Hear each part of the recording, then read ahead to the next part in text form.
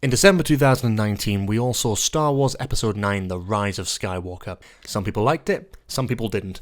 But a couple of months after that film came out, a script appeared online. The leaked script for Colin Trevorrow's original Episode 9 before he was replaced by J.J. Abrams.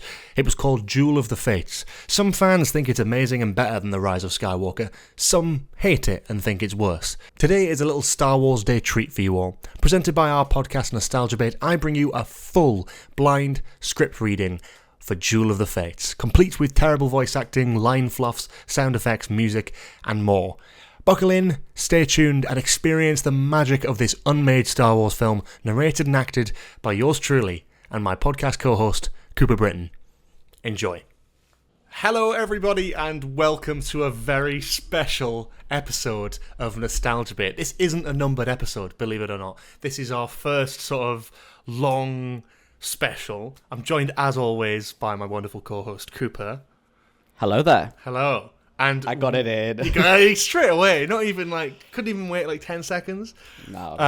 But this will be coming out on the 4th of May, Star Wars Day, and we thought, we're both Star Wars fans, we thought we'd do something special. We thought, what could we do?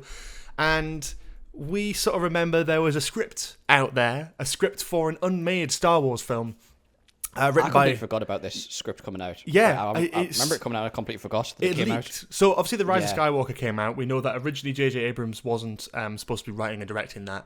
It was originally Colin Trevorrow of Jurassic World fame. He wrote a first draft script, which was then rejected by Disney, and he was sacked from that job, meaning the film that we got, Episode 9, the kind of panned by critics and a lot of fans, Rise of Skywalker. But this is apparently rumoured to be a better version, or just a better film overall. It's a completely different story. So yeah, that's basically what this special is going to be. We are going to be reading through the entire script, 131 pages of Star Wars Episode 9, as written by Derek Connolly and Colin Trevorrow, based on characters created by George Lucas. This is the original Duel of the Fates Episode 9 script. It's not finished, it's not a perfect, it's a first draft, but we're going to go through it. And I will say as well, we are not impressionists, but we'll try and do our best. We're going to try. We'll try and do our best in terms of, pretending to sort of, emulate some characters, I guess. But obviously there's two of us. We're doing this just off the bat. This isn't going to be a massively heavily edited. The way I would describe it is an unscripted script reading. It's very much kind of, we'll just react to what we're seeing as we go along. Because also, neither of us have read this script. No, I have no idea really. I know a few things. That's it. Literally nothing. I've never watched YouTube videos or anything about it. Never read it when it first came out. So no. I'm very excited. I'm very excited. I mean, we've got a list of characters that we've got. There might be some characters missing off that, but we have allocated ourselves a character. If we come across someone that isn't on the list, then I guess one of us will just randomly do it. But yeah, it's not going to be a straight script reading. We're probably going to interrupt ourselves and be like, wait, what's going on here? And when I inevitably can't pronounce a word, that'll just halt the whole thing. But yeah, it's 131 pages. Without any further ado, I reckon let's crack on with it. Yeah, just go for it. Lovely. Take it away. A long time ago, in a galaxy far, far away. Episode 9, Duel of the Fates. The iron grip of the First Order has spread to the farthest reaches of the galaxy. Only a few scattered planets remain unoccupied. Traitorous acts are punishable by death. Determined to suffocate a growing unrest, Supreme Leader Kylo Ren has silenced all communication between neighbouring systems. Led by General Leia Organa, the Resistance has planned a secret mission to prevent their annihilation and forge a path to freedom. Exterior space, a rich tapestry of stars, reaching beyond all we know. Two sharp points of a space station enclose the sides of the frame as we drift backwards into the glowing rectangular entrance of a docking bay. Interior Quat orbital ring, great start. Docking bay day. A First Order transport touches down, a wide platform descends, revealing a variety of droids. A graphite BB unit carefully splits off from the group in the corridor. The graphite BB unit swerves to avoid a brutish labour droid, scraping BB's spherical side against the wall. His helmet tilts down, checking a scuff on its paint, revealing orange underneath. It's BB-8, deep undercover. He lets out a familiar "uh-oh" and rotates the orange scuff beneath his head. In a surveillance den, Quat Moon, day. A comm device blinks in a cramped room stacked with recycled Imperial gear. Rose Tico, adventure worn and battle ready, grabs it with gloved hands. BB-8, you in? BB-8 beats affirmative. I don't know. Rose looks up through the broken roof at the orbital ring in the sky above. Star Destroyers protrude from it like spikes on a punk bracelet. I need eyes on the checkpoint. Quat orbital ring, day. BB-8 plugs into a scomp terminal. There's going to be a lot of made-up words in this, and I'm just going to butcher all of them, just FYI. Scomp terminal. Anxious, tense, out of the window, the glowing Quat moon, sun cresting its horizon. Surveillance den, Quat surface, daytime. A holomonitor grid lights up, blurred and scrambled. Rose straps electro goggles over her cracked leather flight helmet. Attaboy. Rose's POV, the images unscramble, revealing a security checkpoint. The HUD zooms on an approaching dropship. Here they come. Quat Moon, security checkpoint, day. The dropship touches down in a canyon of white and blue sedimentary rock, kicking up a storm of silver sand. Stormtroopers shield their eyes as the craft spits out a new batch of migrant workers from all corners of the galaxy. Aliens and humans submitting to the First Order in exchange for safety and a scrap of food. Stormtroopers funnel the migrants towards a weapon detector. We notice Finn, disguised in rags among them. Checkpoint. Keep your head down. A robed human nods. Face hidden under dusty headwear, a bottleneck quickly forms. The ragged aliens bark at each other in a dozen languages. A beast-like Drovian shoves Finn. Whoa, hey, no trouble here. The Drovian grabs Finn's neck with a single hand and lifts him up, teeth bared. Trouble! Trouble! The robed human steps between them. Poe Dameron. Is that me? Yeah, that's you. Easy, pal. Poe, that's the best impression of the world, isn't it? Yeah. Man of 1,000 voices. Poe pulls a dried three-eyed pectofish from a leather pouch beneath his robe. Here. I couldn't finish it. The Drovian eyes the fish, drops Finn, eats. We notice Poe's hand on a concealed blaster beneath his robe. Finn regains his footing, clenching his neck. Thanks. Poe shoots him a tense look. They move towards the scanner. How will we know if BB-8 hacked the mainframe? The weapon scanner alarms. Stormtroopers pull a mangy Gotal out of the group. He pleads, pointing desperately to his metallic horns. Blasters fire. We'll know. Poe and Finn step into the weapons scanner. Just as they enter, the machine stutters and clicks off. Do you want me to take it? Go for it, yeah, Stormtrooper. We lost power. Hold the line. Stormtroopers step in front of the scanner. Blasters smoking. Finn and Poe eye each other, tense. Interior Quat orbital ring. BB-8 scomp link scutters and spins. A stormtrooper drops a crate of spanners nearby. BB-8 startles as they clatter across the floor. Droid sweat. Back to the security checkpoint. The stormtrooper smacks the console. It powers up again with our alarmed infiltrators standing inside it. No alarm. Do you want me to do this one, or do you want to do this one? I'll keep going because you're doing the stage directions. Go on, get moving. Our guys exhale, still alive. Workers' colony day. Poe and Finn pass through the border wall to receive a vast migrant settlement. Modular housing painted with colourful symbols from each worker's homeworld. A vibrant melting pot. The orbital ring looms above, connected to the planet's surface by a massive power shaft plunged deeply into the core. Oi oi. It glows blue. It glows blue with the ship fueling energy mined here. Poe locks eyes with Biss Kova, a furry alien watching from a machine shop. Biss taps his cheek. That's our guy. Nearby, a suspicious Tusken. Face wrapped to the Tusken eyes. Finn and Poe, as they follow Biss Kova inside a hut. Migrant hut day. A big-cheeked, hairless alien baby bounces in a hanging sea cow stomach. I don't know. Oh my god. Well, Biss's partner, Dal Kova, brushes an unappetizing roast with melted fat. Rose emerges from behind a beaded curtain in the back. You said 2 days. I've been here 2 weeks. This place doesn't seem so bad. Good people, terrible food. Us rolls a canvas map onto the table. This is our access point. Long time to drink. She drops a holoship It projects the orbital ring and the power shaft plunging from it into the moon's core. This power shaft delivers raw ore to orbital ring. A detonation directly into the energy stream here will cause a chain reaction. A blinking holographic light shoots up into the orbital ring, causing a series of explosions around the entire structure, and take the whole thing down. Finn looks up through the broken roof at the orbital ring above, a dozen Star Destroyers fueling up. And their new fleet. Along with their new fleet. How do we know they haven't detected BB-8's signature? The alien baby starts to cry. Rose picks up a rattle and shakes it. There's a lot we don't know. That's why I voted for the other plan. This is when we second guess the plan. Right now. Rose sticks a finger into the alien baby's mouth. What the hell? What the fuck? We can take out the enemy's. We can take out the enemy's fuel source and be light years away before they know what hit them. But we have to move now. Finn and Poe regard this odd moment. Rose really has been down here a while. Okay, let's blow this thing and go home. Quiet Colony Day. Poe, Finn, and Rose move past migrant workers towards the massive power shaft base extending into the sky. The Tusken follows them in the deep background. BB-8, don't worry, I'm alive. Unlock the power shaft doors and get ready with that shuttle. That's my American accent, ladies and gentlemen. You can tell it's sort of differing between... I think both of our accents are differing between slightly American and Geordie. Yeah. At orbital ring, BB-8 detaches his scump link and speeds down the corridor. Quiet Colony, power shaft based day. The trio of space grey mech troopers guard the door. Whack! Poe makes short work of the first mech trooper, knocking him unconscious.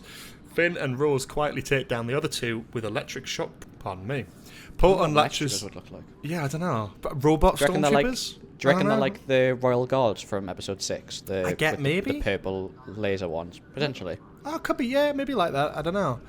Poe unlatches the device from the mech trooper's belt, throws it to Finn. He scans it on the wall. Power shaft bay stay.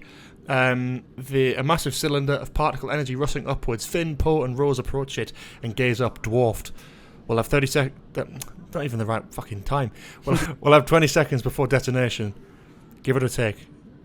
Give or take how long? Poe hands out 3 flying thermal detonators. Nice and easy, just like pitching Palmetto stick. Fuck off. We didn't have that. Beep beep beep beep beep. Oh, we're going now. Poe, upper hand, tosses his charge into the stream where it rockets upwards in the particle flow. Rose throws hers. Finn chucks his like a live grenade and runs into comm. BB-8, bombs are away. We'll meet you at the relay point. Maintenance shuttle dock day. BB-8 rolls into the droid slot of a tiny maintenance shuttle, old and forgotten. The ship powers up. Quiet Colony power shaft base day. Our heroes exit through the maintenance door to find themselves face to face with a platoon of stormtroopers and mech troopers. Drop your weapons. Migrant workers crane their necks from the village. The masked Tusken lurks among them. Poe eyes the orbital ring, anticipating the explosion. Distraction in 3, 2, 1, now! Poe dives, rolls, head covered, but nothing happens. Quiet orbital, command center. A first order officer rushes to alert Steely Admiral Vaughn. Screen graphics show a contained blast in the power shaft. Now, who's doing what? I want to check that. Officer. I mean, Officer Cooper, and then Admiral Vaughn is... I'm doing Admiral Vaughn. Cool. Admiral Vaughn. So I'll do the officer. Blast shields have contained the explosions, Admiral. All systems why have you stable. gone German? What's that? What? No, I don't know. Thought I'd mix it up. That really got me. Sorry, it doesn't state as raised. It could be anything. I thought I'd mix it up. That's true. Okay. Vaughn looks down at the glowing quack moon below, scoff. Their outdated tactics are pitiful. At Colony, power shaft base day. Rose and Finn look up at the orbital ring, fully intact. Any second now. Suddenly, a high-pitched wail spins them round. The hooded Tusken. Do you want to do the high-pitched wail? Wah! I think Mario. The hooded... Oh, maybe it's the Tusken, isn't it? So maybe it has to be like a... Yeah. Sorry, listeners. Like sorry for that. Yeah. The hooded Tusken steps forward. Blaze of blue light flash from its gloved hand. It's holding a dual lightsaber. The Tusken takes down everything in its path, life and deadly with the blade. Finn, Rose and Poe duck and fire away until they are surrounded by bodies, blasters smoking. The Tusken's mask hits the ground. It's Rey, not the girl we last saw, a grown woman, powerful, strong. What are you doing here? Rey spins and blocks a laser blast we didn't see coming. Her robes fall from her shoulders, revealing a battle-ready outfit of all black. A simple thank you would do. That's my Rey, by the way. Man of 1,000 voices. I'm so happy Rey has a double blade lightsaber. It makes me so happy. This is she's got a already double blade really cool lightsaber. as well. It's so good. She throws the double blade like a boomerang, ducks behind a power regulator as the spinning saber slices all in its path, then rises in time to catch it. This is a new weapon of her own design, made from the pieces of Anakin's broken lightsaber and her own staff. She wields she wields it with grace. Poe ducks behind a generator, yells through lasers at Rey. You really shouldn't have come here. You'd rather be killed? If it means that you're safe, yeah. There's something more behind those words. Ooh! Oh my god! Oh my god! Ooh! Tension, I like that. Now's not the time. Definitely not the time. She force pushes a pack of 8, sending them clattering. The migrant workers point to Rey and Orr, whispering, reverent. The children cheer, speaking a word they all know. Go on, Cooper. Jedi! Jedi! That's Cooper's migrant children at work. They're available now on Fiverr. Whoa, wait, hang on. That's Cooper's migrant children at work. Wait, hang on a second. Hang on. That didn't mean like that. I didn't mean like that. Choose your words, Mr. Sheard.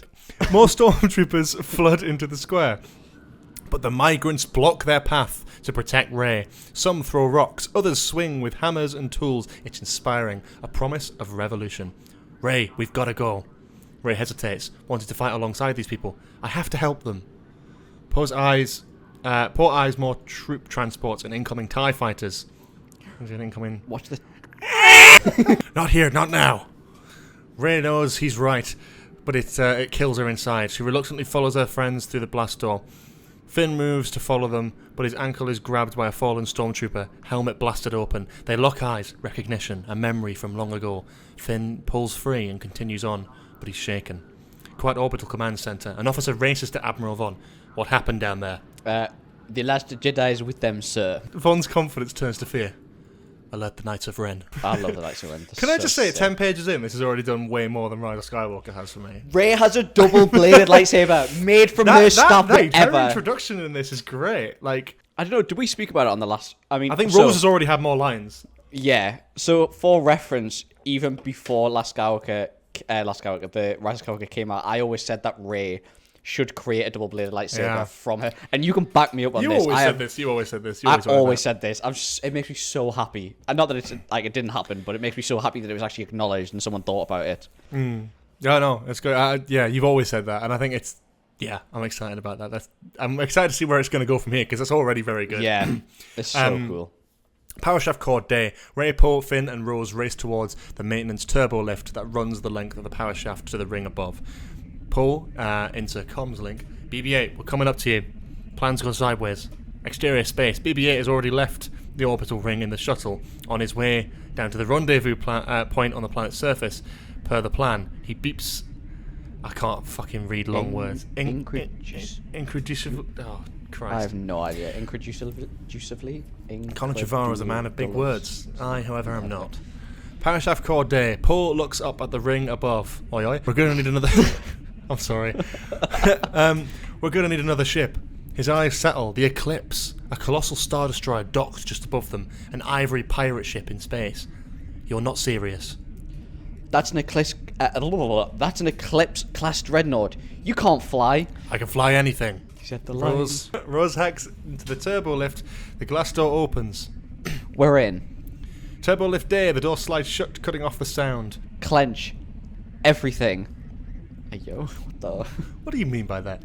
The turbo lift capsule rockets up into the tube, travelling from the planet's surface to the orbital ring in seconds. Orbital ring, the turbo door opens to find the stern of the Eclipse dreadnought right in front of them, miles wide. Thick fuel lines attached to the propulsion engines, glide rovers, shuttle supplies to the ship. Are you sure about this? Nope. We had better odds on Raxus Prime. What was Raxus Prime? I think that's one of those things where it's like... One of those... Do you know, like in episode 2 where it's like... we don't talk about that thing that happened. Yeah, it's like that. Yeah. You're Finn as well, by the way. That was not my fault. You need to let Raxus Prime go. They hop into a glide rover and speed off. Observation tower. Admiral Vaughn watches the glide rover race toward the Eclipse. Where are they going? The glide rover disappears inside a dock destroyer. Admiral Vaughn cracks slightly as their plan dawns on him. They can't possibly. Admiral Vaughn leans over to the First Order tech. How many men on that ship? Just the bridge crew, sir. The rest are on the dock leave. There's a lot of Geordies in the Star Wars universe, isn't there? A massive navigational bridge dense with First Order crew. A laser blast spins them around. Rose cocks her heavy weapon. Finn seals the door. Who's in charge here? Oh, it's me as well. What should I do? I've got a choice. I am! Great, I'm your new pilot. Improvising. Where does the pilot sit? Rey loses patience, waves her palm toward the officer. He will set a course for the narration system. Where is that? Oh. I don't recognise that. The Nerva system. You're reacting as if this is like a place. No, she's in Jedi mind trick. Oh, right, yeah, okay, right, sorry. Set a course for the neuron system. The crewmen turn and take their positions at the console, mind tricked en masse. Poe and Rey take the helm, pressing buttons, guessing. Cole, start the engines. We can jump right into hyperspace if we overheat the laser cannon drive. Oh god, why do they have to speak at the same time? That's really annoying. I was voicing both of them. Do you want me to do one? No, I'll just do it. I'll just do whatever. The exhaust will spill over into the propulsion systems. We can freeze the chamber. Poe looks to Rey as they flip switches, a gleam in his eye. Don't you see? You and I, how we... Not the time. Oh my god. What the fuck? Poe is... Whoa. They've really changed that in the final film. They've really, really switched that up. Finn sits at a massive control board with 100 buttons. Okay, I'm going to need very specific instructions. Rose goes to work at the nav console. Shields up, setting calculations for light speed. Let's go. Don't rush me. I messed this up and we'll fly right into the sun. Finn taps the screen in front of him. The ship's exterior lights click on. I found the lights. I turn on the lights. One of the crewmen snaps out of its mind trick and eyes Finn. That's you. Crewman. Me. Who are you? Whack! Finn knocks him out cold. Let's get somewhere else. Fast. Working on it. Poe eases his hand into the steering rig. Who uses an invert control yoke? Invert controls, that's so cringe. Is that a gaming reference? Is that do you reckon they did that on purpose? I reckon it is, yeah. At Kuat orbital space, the Eclipse roughly disengages and scrapes its way out. Fuel conduit unhinge and spit blue energy. Slicing through the dock's infrastructure, the ship's exterior lights blink on and off in the patch grids. Heavy cannons fire on the Eclipse's shields. Boom. Interior... Boom. Thanks for that, Cooper. Yes, that's great. That's what they sound like. It is. Yeah, that's good. Like when they're flying. Yeah. No, I wasn't slagging it off. I think it's good. We need the sound effects. That's good. Thank you. Interior Eclipse destroyer, bridge, space. Poe leans back. The craft dips down. The black empty part is where we should be pointed. I'm trying. Everything's backwards. I'm trying to kind of visualize what's going on in Finn. They're like trying to escape, I assume. They're sort of they've managed to get out on the dreadnought, which is pretty good. Finn looks out the window at the planet rising into view as they tilt down. They tilt further down. I can fly anything. Poe gains control of the craft's trajectory, but not its axis. They are inverting. The planet rolls from the bottom of the massive front window to the top. Okay, we're rolling now. Do we have the droid? Exterior space. BB-8's maintenance craft is hit, burning, engineless, 50 feet from the dock. He'll never make it. BB-8, now! BB-8 has to act. He ejects himself from the droid socket, floats 50 feet through cold, empty space, passes through the oxygen shield, and lands inside the hangar with a clank. Eclipse destroyer, bridge, day. BB-8 beeps affirmative on the comms link. We've got him. Rose control flashes. Good for light speed. Rey leans past Poe and shoves the hyperdrive helve forward. Bars of light stretch out before them. Throughout orbital ring space, the Eclipse blurs and vanishes. Silence. We tilt up. Starts raining down. Vroom. A jagged, sinister ship appears from hyperspace. Knife 9. Shaped like an arrowhead with adjustable wings. We follow it back toward the orbital ring.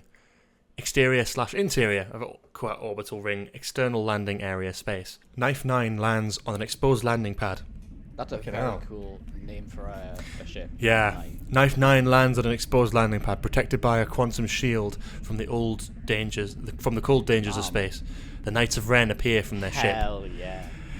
Hataska Ren, the leader, armoured and caped in black. Ot Ren and Lol Ren seem to work as a duo. Jadek Ren is the rogue, his mask evoking an angry ghost. Hataska eyes the scene in studied silence. He turns his ominous masked gaze to Admiral Vaughn, here to meet him. we uploaded the Veil cipher to the droid. You'll have her location the moment the probe is within reach.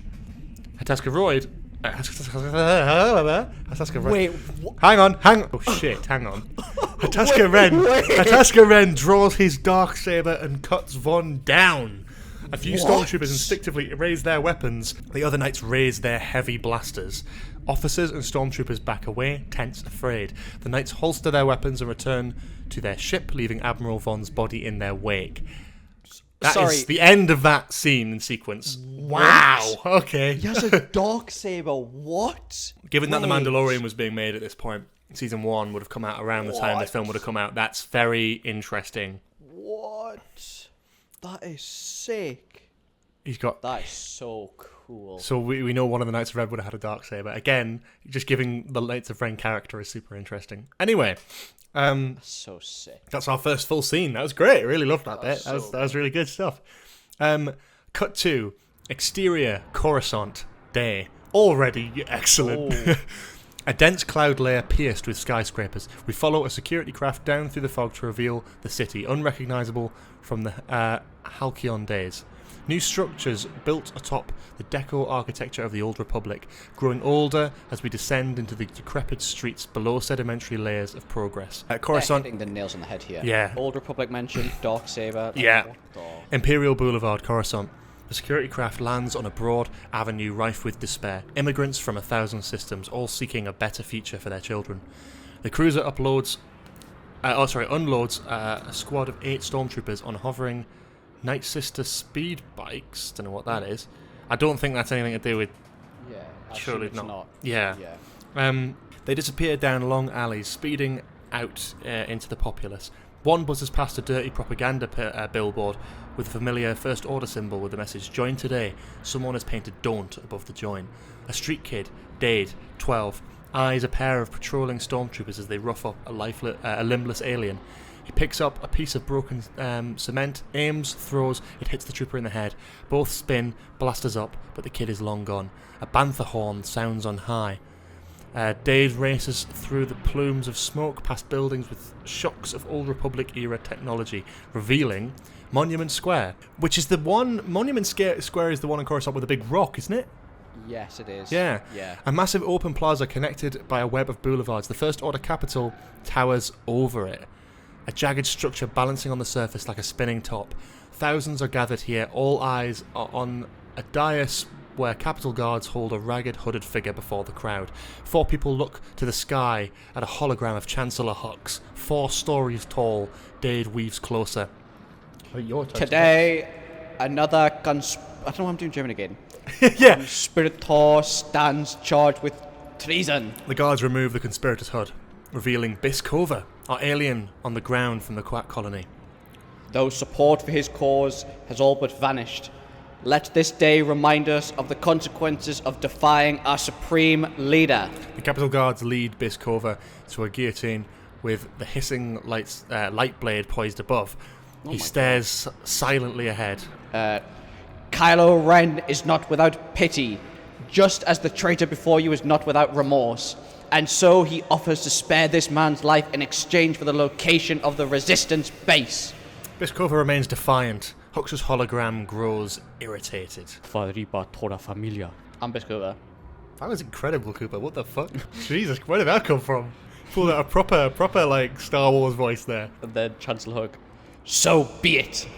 Biskova is placed in the light blade guillotine. Rebiva toda familia. Kofa rebiva toda familia. A woman in the crowd covers Dade's eyes. He peels her fingers away, an anger burning within. The light blade falls. Interior, Capitol. We didn't need the sound effect of someone getting their head cut off. No, I did the drop of like the light blade. That's yeah, I could have done whoa, whoa, as it rolls away. Oh no! That's what I could have done. Capitol Corridor Day. Chancellor Huck's hair streaked with grey. Looks down at thousands gathered in Monument Square. The people are a distant blur from here. Boot heels, they've just not separated that. It's 2 words, I read it as boot heels. That's a cool Star Wars word, no. Boot heels click, revealing Commander Selleck, Hux's second in military command. I think that's me as well. That's you as well. Yeah. Sir, they're here. Capital War Room, day. A clawed hand reaches into the silver terrain of baby shacks. Huddling together for warmth.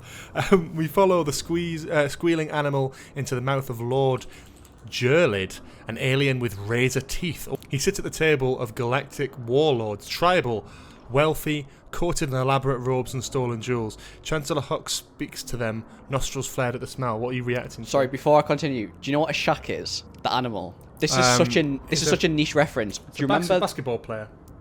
Do you know when? Oh, for fuck's sake! From episode 2. Yeah, yes. When Anakin and Padme go to the fucking the retreat. fucking CGI animals with a fat ass. Yeah, that's what they are. That's what I was like. That is such a deep cut reference. Who's doing Jared? Is that me as well, or is that you? Oh, that's me. What is he? Is he just before we go into the big dialogue exchange? Was he an alien? An alien with razor teeth. I'll do something. With flared nostrils at the smell. Do I have to flare my nostrils? Yeah, I assure you, the stolen destroyer will be found. Our probe droids are scouring the galaxy as we speak. Chancellor Hux has become way more Geordie than he was in the last. Yeah, I know. He's letting his true accent come out now. My mouth is supposed to be full for this, so I'm just going to pretend. A dreadnought-class warship just slipped through your fingers, Hux. Your words don't inspire confidence. A lone signal won't be difficult to find. Our transmissions blockade has silenced millions of systems. You can silence planets, not people. There have been uprisings. We must not allow the seeds of revolution to take root. Bro, you're fucking showing me up here. It's not, because I was laughing because it was sort of going from like Cockney to Australian very quickly. It's like, we cannot have any uprisings. Do I have to go like, the First Order will punish those who defy your rule. Submit your youth for conditioning. They will teach their elders the rule of law. Jaw Nult, a nasty dreadlocked Weequay? Who's okay, Jaw I Nult? googled this. It's me. Your Hondo species.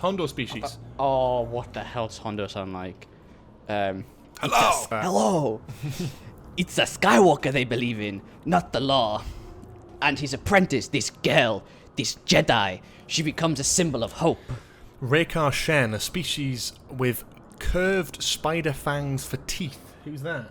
Is that me? That's me. Oh fuck! Hang on. Go on. Your people believe she will destroy you, Hux, and your master. Kylo Ren is no master. Certainly not mine. Ugmot, a shapeless Noid, pounds the table with his tiny hands. Is that me? Fuck. He speaks a foreign language, but it's subtitled. But I'll just say it. Yeah. In English, just to sort of save the audience. I mean, maybe it's for the imagination. We should do maybe both. I don't know. Do both. Yeah. Give me the alien and then give me the subtitles. Hang on, let me get really like far down in my chair. We must kill the last Jedi. Oh, they said the title.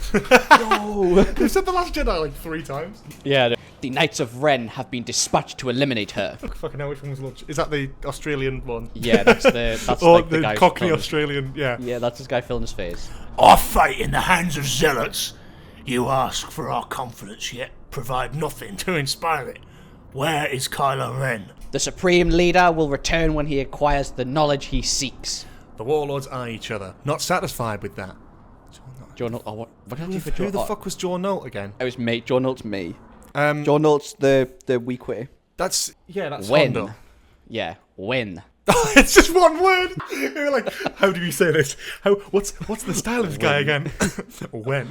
Hux seethes, speaking through his teeth. Soon. Exterior, Mustafar, day. Let's go! The terrain is obsidian-like, black and reflective, jagged mountains spike in the distance. A cloaked figure in tattered robes rises into frame. Kylo Ren, bearded and weary. And you've shaved as well, Cooper. That's really bad timing. That's such bad timing. He checks the stars for navigation. Climbs over the rock precipice to reveal Vader's abandoned castle in the distance. A drone droid VX-20 floats just behind him. Stay here. Go do the exhale, the emo exhale. Stay here. You can't do too many emo exhales because someone might get off to this. Interior, Vader's chamber, night. A forgotten, decrepit cathedral. Crumbling pieces of structure litter the ground untouched for decades. Kylo lights his red crossguard lightsaber, holds it up as a torch. Yeah. Yeah. Tiny creatures scurry at the disturbance. A haunting wind blows against his cheek, chilling him. Oh shit. Leave me alone. So this is a Luke Skywalker voiceover. This hasn't specified that before. This is where the dark path leads. An empty tomb. Luke Skywalker's voice haunting his nephew like a spirit. Where did your path lead? You're a ghost. I know what you've been searching for, Ben. Your master promised you strength, but you feel hollow. Soon I'll be more powerful than any Jedi. Even you. Are you sure? Kylo snaps, spins and swings his lightsaber in empty space.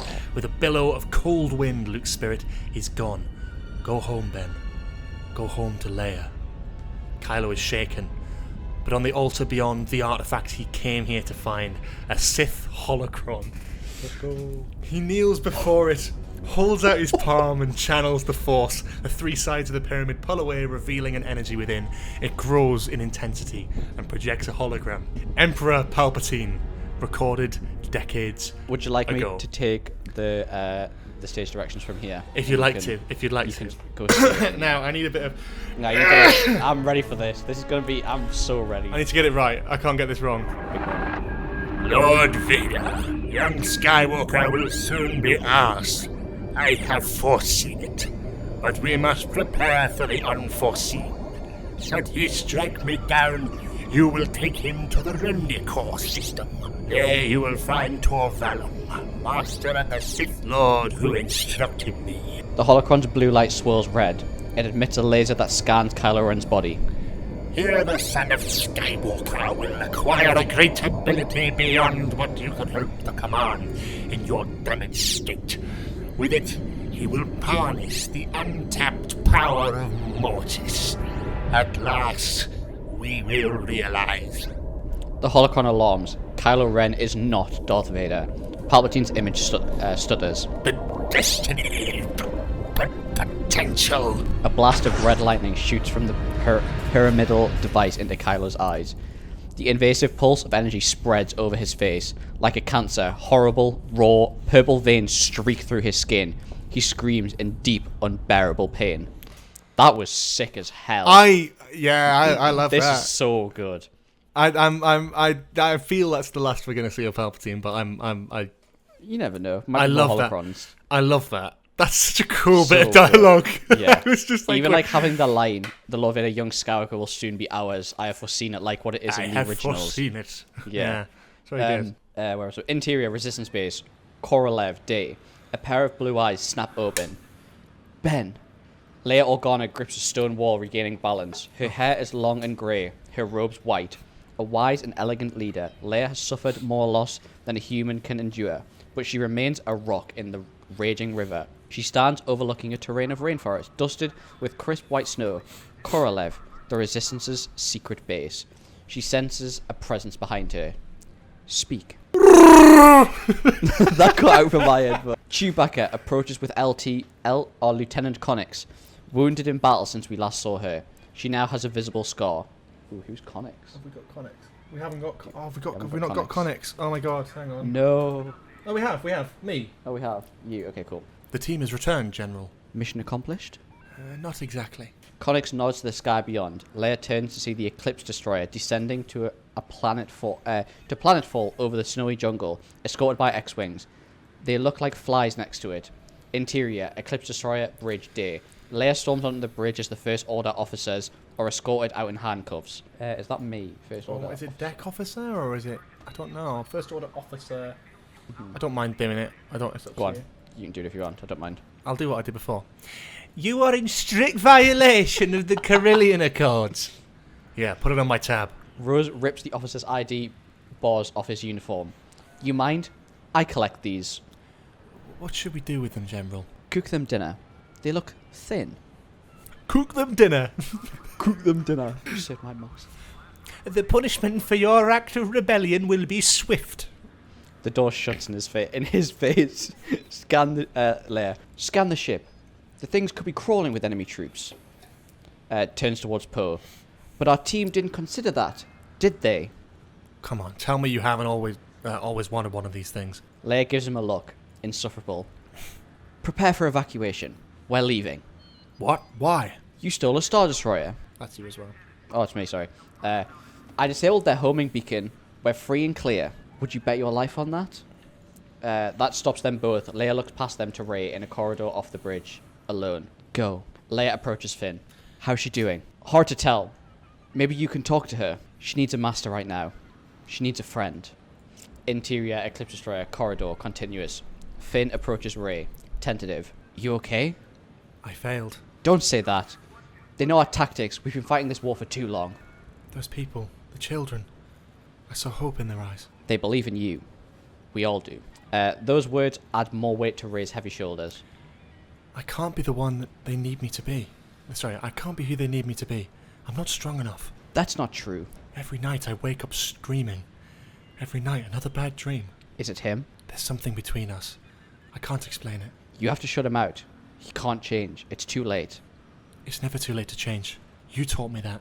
Chewbacca brays, excited. He's looking out a small rectangular portal into the hull of the ship.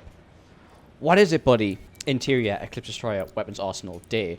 Chewie opens the blast door, revealing a mile-long arsenal of decommissioned Imperial weaponry. Ships, walkers, urban assault vehicles, mounds of heavy artillery. Finn's eyes light up. This is enough firepower to take the capital. Poe, you need to see this. Poe and Rose join them on the Overlook. It's a game changer. See? When have I ever come back empty-handed? Slaps Finn's back. Finn. This was the plan. Was it? We have ships, weapons. All we need is an army. How? Nobody can hear us. We're in the dark. We push in on Rey, those words resonating with her. We don't have to be. Interior, Millennium Falcon, day. Rey opens the ancient Jedi text from Acto, laid out on the hollow chest table. Finn, Poe, Rose, Chewie gather around. The Jedi had a communication system before the Old Republic. It was powered by a nexus beneath the temple. Sketches of a tower in the old Jedi temple on Coruscant. Light flowing from the spine into space. A force beacon, engineered to call the outlying systems to war. No way it still works. Old Republic tech is better than the junk we have today. That frequency predates the Empire by 1,000 years. The First Order's blockade couldn't disrupt the signal. It's worth a shot. They look to Poe, the de facto leader. Anything's worth a shot. Yeah, I hope so too. Rey? Rey hesitates for a reason she doesn't yet understand. A dark, ominous feeling. Rey. She snaps back to them. Hope it's all we have left. Interior, Resistance Base, Jedi Dojo, day. Whack, a wooden bow stick hits a pillar, coughing dust. Light pours through an open sinkhole onto the elaborate wooden Jedi sparring post. Extensions on all sides, like branches of a tree. It moves, rotating at the base, limbs spinning. Rey combats it with an aggressive elegance, blindfolded. She spins, ducks, leaps, climbing while fighting. Thump. A swimming post connects with Rey's back. She hits the ground hard, winces in pain. Just to clarify again, because he hasn't specified it, this is going to be a voiceover of Luke. Your pain is an illusion. Oh, it's me as well, fuck. It isn't, actually. She braces herself and attacks the post again. A double flip and Rey sticks the landing. But then, she falters, sensing a disturbance. Exterior, First Order Capital, landing pad, night. A pair of porcine Ugnaughts push... I fucking love the Ugnaughts! A pair of porcine Ugnaughts push a levitating stretcher away from the TIE silencer. On it, Kylo, in worse shape than we left him, damaged veins stretching down his neck. Interior, medical bay, night. Kylo screams on an operating table, surrounded by medical droids. Layers of Mandalorian armor are smelted to his face. What? A discomforting sizzle as they work. Kylo grits his teeth. Interior, Resistance Base, Jedi Dojo, day. Rey touches her cheek, feeling a sharp but distant pain. Interior, medical bay, night. Kylo screams as a jolt of electricity flows into the iron on his face, finishing the job. He is suddenly racked by a vision. A mountain. Snow on the jagged peaks. A temple older than all known time. An ancient chamber. 2 massive thrones built into the rock. A well of light pulsing from deep below. Interior, Resistance Base, Jedi Dojo, day. Rey is racked by the same vision, but it continues. A dark figure, hooded, masked. Kylo Ren. He activates his red lightsaber, facing off with Rey before the 2 thrones. They fight, vicious, intense. With a sharp swing, Kylo strikes her down. Back to Rey. She tears off the blindfold, breathless. What did you see? Oh, yeah. Yeah. What did you see? I saw a mountain. 2 thrones in the rock. Kylo Ren was changed. Luke Skywalker steps into the light, a more tangible form of the Force Ghost, similar to his projected self on Crate. You saw the future. Kylo saw it too. I could feel him, like he was there with me. Where? Mortis. Luke turns grave. He sits, as Obi-Wan once sat before him. What do you know of Mortis? It's an ancient place. From a time before the Jedi, before the Sith, 2 thrones, 2 powerful beings, one of darkness, the other of light. Together they brought balance, but it's just a myth. So was I, if you remember. Luke is almost present now. All traces of blue light are gone. It's interesting. Beneath the Temple of Mortis lies a power beyond anything known, beyond anything the Jedi have ever known. If Kylo reaches the temple, all we fought for will be lost. You have to confront him. You want me to kill Leia's son? The Force guides us toward balance. It doesn't always show us what we want to see. Rey scoffs, petulant, angry. Balance. Dark suffocates the light. Light extinguishes the dark. Over and over. How is that balance? I know that anger. I had it. My father had it too. So says my master, and his master before him, 1,000 masters, so eager to tell us how to live. She looks through an arched opening at the Resistance base below. Finn and Rose calibrating a grappling cannon. Poe and Chewie working on the Falcon. I spent my whole life wanting a family. Now I've got one. I won't abandon them. The Force is speaking to you, Rey. Maybe I'm not who it thinks I am. Who are you? I'm no one, and that's what you believe. The last Jedi is dead. Rey sets her practice staff along a line of others. Maybe he is. This is so... That's a great dialogue this exchange. Is so excuse good. my appalling acting, but that is incredible. Like, really great. On Mortis. The Mortis stuff's so great, but also good. like the idea of This like is balance, incredible. like Force Yeah. calling out to her to do something. Yeah. That was an amazing final line. If that's what you believe, the Last Jedi is dead, and then she goes, maybe he is. Yeah, So that's good. great. Interior medical bay night. Kylo's medical slab rises vertical. He looks in a mirror at his altered face, half covered with smelted iron, a monster. Oh, don't moan. Don't moan every time. Finish it. It's just, don't do it. Finish it. A new mask lowers onto his head and locks into place. Spitting steam. You don't see the front of it. Not yet. A strip of glowing buttons lights up on the underside of his forearm. The med droid presses a code. The helmet beeps. Breathe. He does. A new sound. Different than Vader's. Guttural. Ooh. Deep. I don't know how I feel about that. It's kind of just like doing the Vader thing again, isn't it? It's still cool though. It's slightly different. But then there's the thing though, even if you, no matter whether it's Vader or not, you know for a fact that if they'd done this, every single Star Wars fan would have got goosebumps in the cinema. Yeah, to be fair, that would have There been you cool. go. Yeah, that's Yeah. true. Interior, Chancellor Hux chamber, night. Ornate drapes and an indoor fountain. A huge throne-like look at chair this. faces the city through a massive circular window. Hux removes his trench coat, pointed hat, catches himself in the mirror, touches the streak of grey hair. He peers into a glass case at an object of his affection. A lightsaber, resting on a pedestal, a collector's item. Ooh. He gazes at it with envy.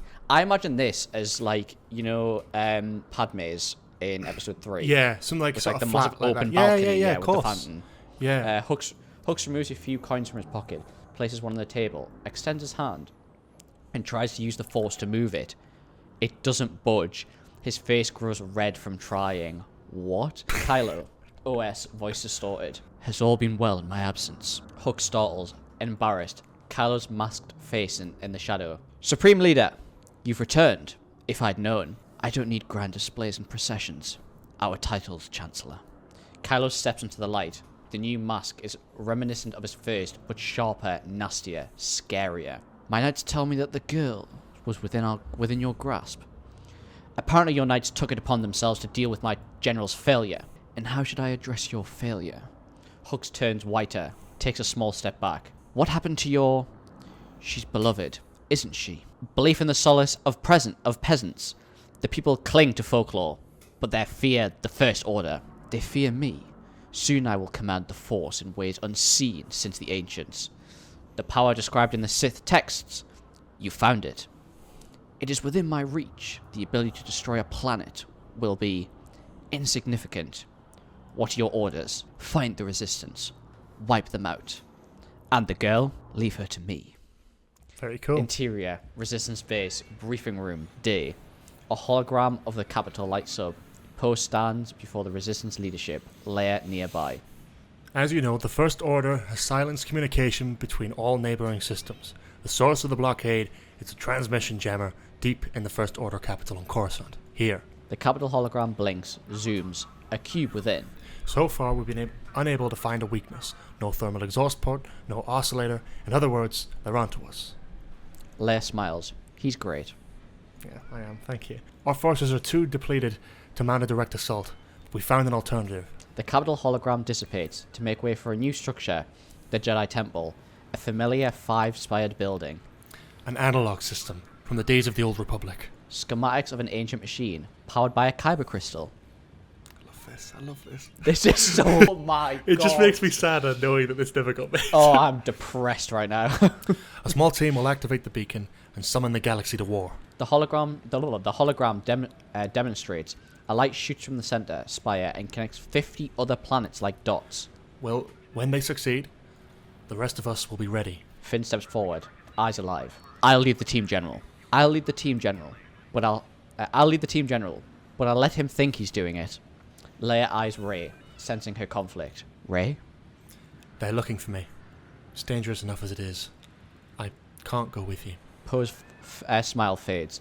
Leia doesn't press it, reading the room. Prepare to evacuate. We'll reconvene at the rendezvous points. On R2-D2 and C-3PO. On the edges of the room, R2 beeps. You better do a bloody good C-3PO. Oh, I'm waiting. God, you're stressing me out now. Come on. How the hell does 3PO... Do it like, you have to do Coruscant? like, just move Finally. like, if you move like that, if you move robotic, you'll sort of feel, hello, I speak about Hello. 5 different languages. Coruscant? Finally. A good idea from these scrambled circuits of yours. Coruscant will be quite pleasant this time of year.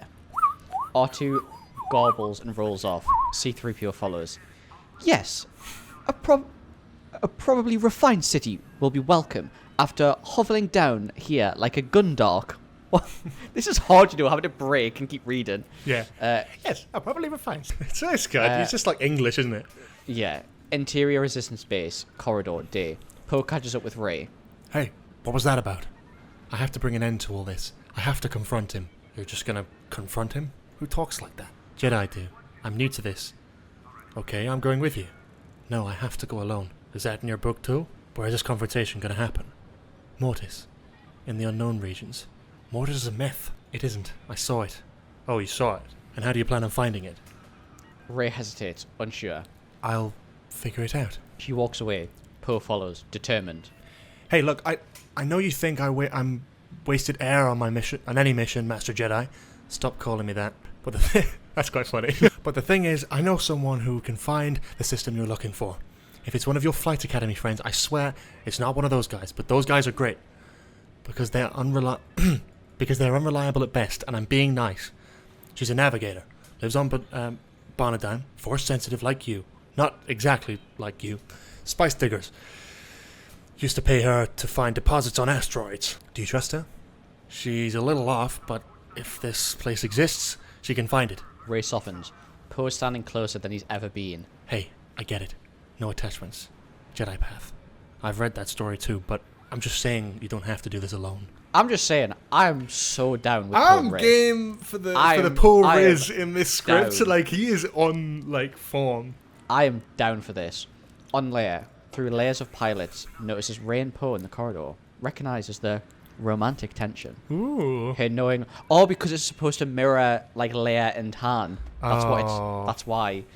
Her knowing look quickly turns to concern on Poe and Rose. Finn tightens a bolt on the grappling cannon. A loud clank startles him. He closes his eyes, left hand shaking. Hey, it's okay. Finn's past has followed him for years. Memories of friends kidnapped and conditioned to serve. One of the stormtroopers on Kurt. I knew him. We trained together. When we were kids, he looked so scared. I remember that feeling. I don't think that feeling ever goes away. That was not English at all. I can't let more of them end up like me. It has to stop. Rose puts a calming hand on his. He breathes easier. That's what we're fighting for. Interior, Kylo Ren's chamber, night. Kylo gazes down at Darth Vader's burned mask, speaking once more to the grandfather he never knew. I understand you. He's got the mask on now, doesn't he? Yeah. I understand you. That's better. Your weakness. Your pain. You allowed love to cloud your judgment. I will succeed where you failed. He grips Vader's mask and exits on his balcony. 1,000 feet up, a layer of clouds below, stars above. Kylo holds Vader's mask out over the edge and lets it go. It plunges below the clouds and shatters. Interior, the silencer. Night. Kylo Ren. TIE silencer. Sorry, TIE silencer. I knew what it was. I thought they just changed it to the silencer. The TIE silencer. TIE silencer. Kylo Ren lowers into the cockpit. His drone VX-20 settles into the data dock over his right shoulder. Set a course for Remnicor. VX-20 beeps in affirmation. Interior war room. Night. Hux watches Kylo's TIE silencer fly into the starfield above. Goodbye, Ren. Commander Selleck approaches. Who's that? You, That's Commander you as Selleck. well. Not me. That's It's you. me as well. Sir, one of our probes picked up the droid's signal. We found them. I have a feeling that wasn't the voice you did. No, it wasn't. I'm pretty sure he was German, but we're going with it. Yeah, make it more appropriate. Ready my ship. I want to witness their extinction myself. Shall I inform the Supreme Leader? That's probably more Hux, to be honest. Yeah. Come on. No. Let Kylo and the girl fulfill their empty promises and of their ancient religion. In the end, they'll destroy each other, and the Jedi and Sith always have. Then we will rise, stronger, decisive, ready to bring true order to the galaxy. Oh, hey, that's good. Commander Selleck eyes Hux, unnerved by him. Prepare the attack. Exterior Resistance base, spacecraft hangar, day. Buzzing energy as the resistance evacuates the base. Poe and Chewbacca load up the Millennium Falcon. Because I'm not sending her out there alone. That's why. Will you trust me? Nearby, Rose and Finn load up the Phantom Hawk, Ooh. her junky but reliable ship pieced together from parts. Rose has the hood open, tinkering with the innards. This is the Corellia hyperdrive, R2. Do we have a key code for this? R2 projects a hologram of key codes, finds a match. This is every hyperdrive link in the old Imperial fleet. They still use these, R2? Where did you get these? R2 beeps. I can't hear it. It's not anything like it is whistling. I told you to erase the data from your Bespin central computer. You don't know where it's been. I'm actually doing it. That's the scary thing. It does work when you It does do work. the robot It's the mask. dance. The mask as well. The Kylo makes my Kylo better. I think. I think Kylo sounds better with the hand over the face. Just keep doing that. Finn looks past the droids to Rey, loading up the Falcon with Poe and Chewie. He approaches her, guesses his goodbye. Don't say that. You've come a long way since Jakku. So have you. They trust you. They should. Finn and Rey hug. Oh. They say nothing, but it means everything. Poe appears, BB-8 rolling alongside him. We should get out of here before... Oh, Finn pulls Poe in strongly and hugs him. Take care of him.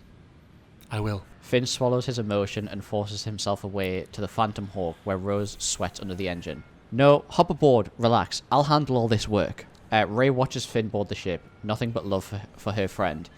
Beyond the Phantom Hawk, Leia approaches. Leia, You don't have to say it. Right, Force sensitive. I could save your son. I believed that once. Like you. There's good in him. There's good in all of us. But the boy I knew is gone. A heartbreaking beat.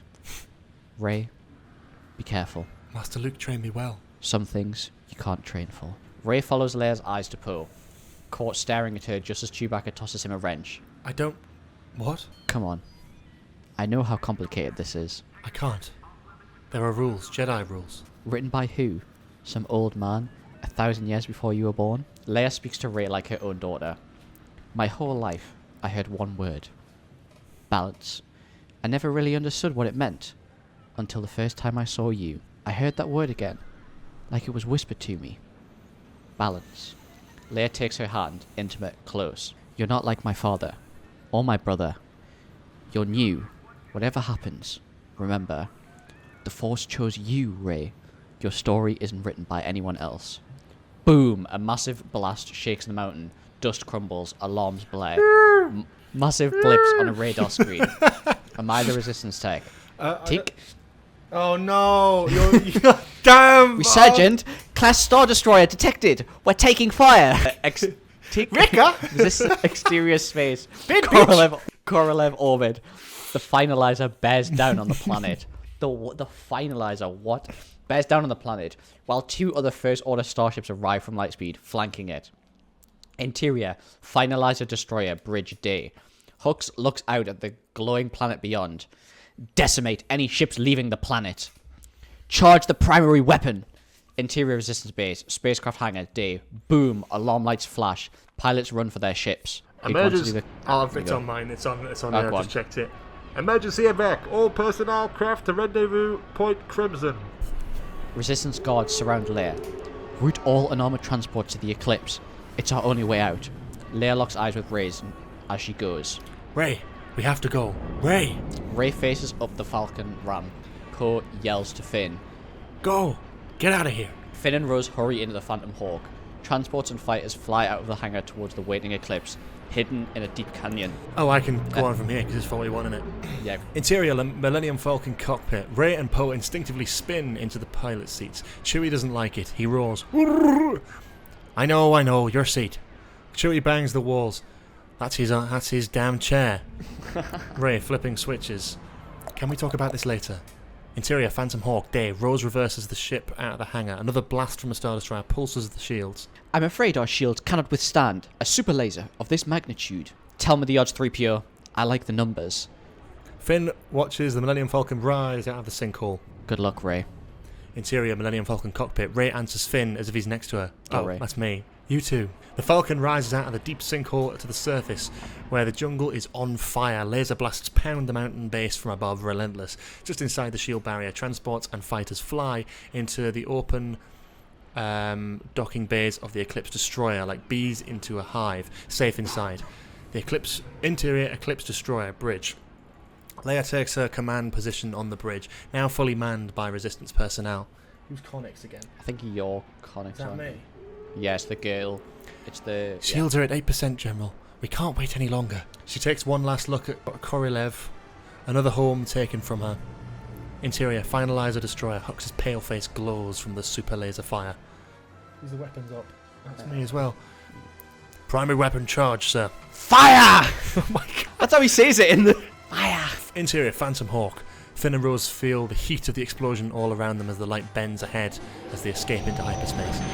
Interior Eclipse Destroyer bridge. Leia closes her eyes, feeling the loss of the men and women left behind as the Eclipse makes a jump to lightspeed. Exterior Korilev day.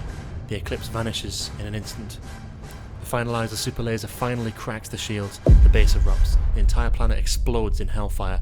From the ring of destruction, the Millennium Falcon rockets out into space. Interior Millennium Falcon cockpit. The ship rattles. Mountainous chunks of space rock spin away from the exploded planet, creating a field of obstacles all around them. Chewbacca whines. I know.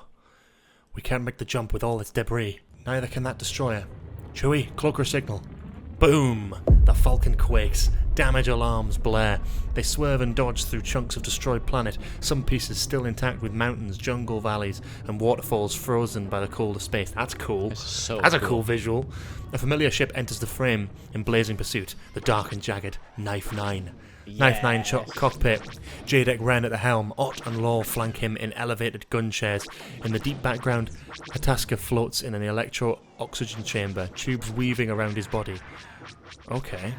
Whoa. Ott and Law unload waves of targeted blasts on the Falcon, exploding remnants of the planet when they miss the ship. Millennium Falcon cockpit. Boom! The Falcon is hammered with laser fire. Relentless.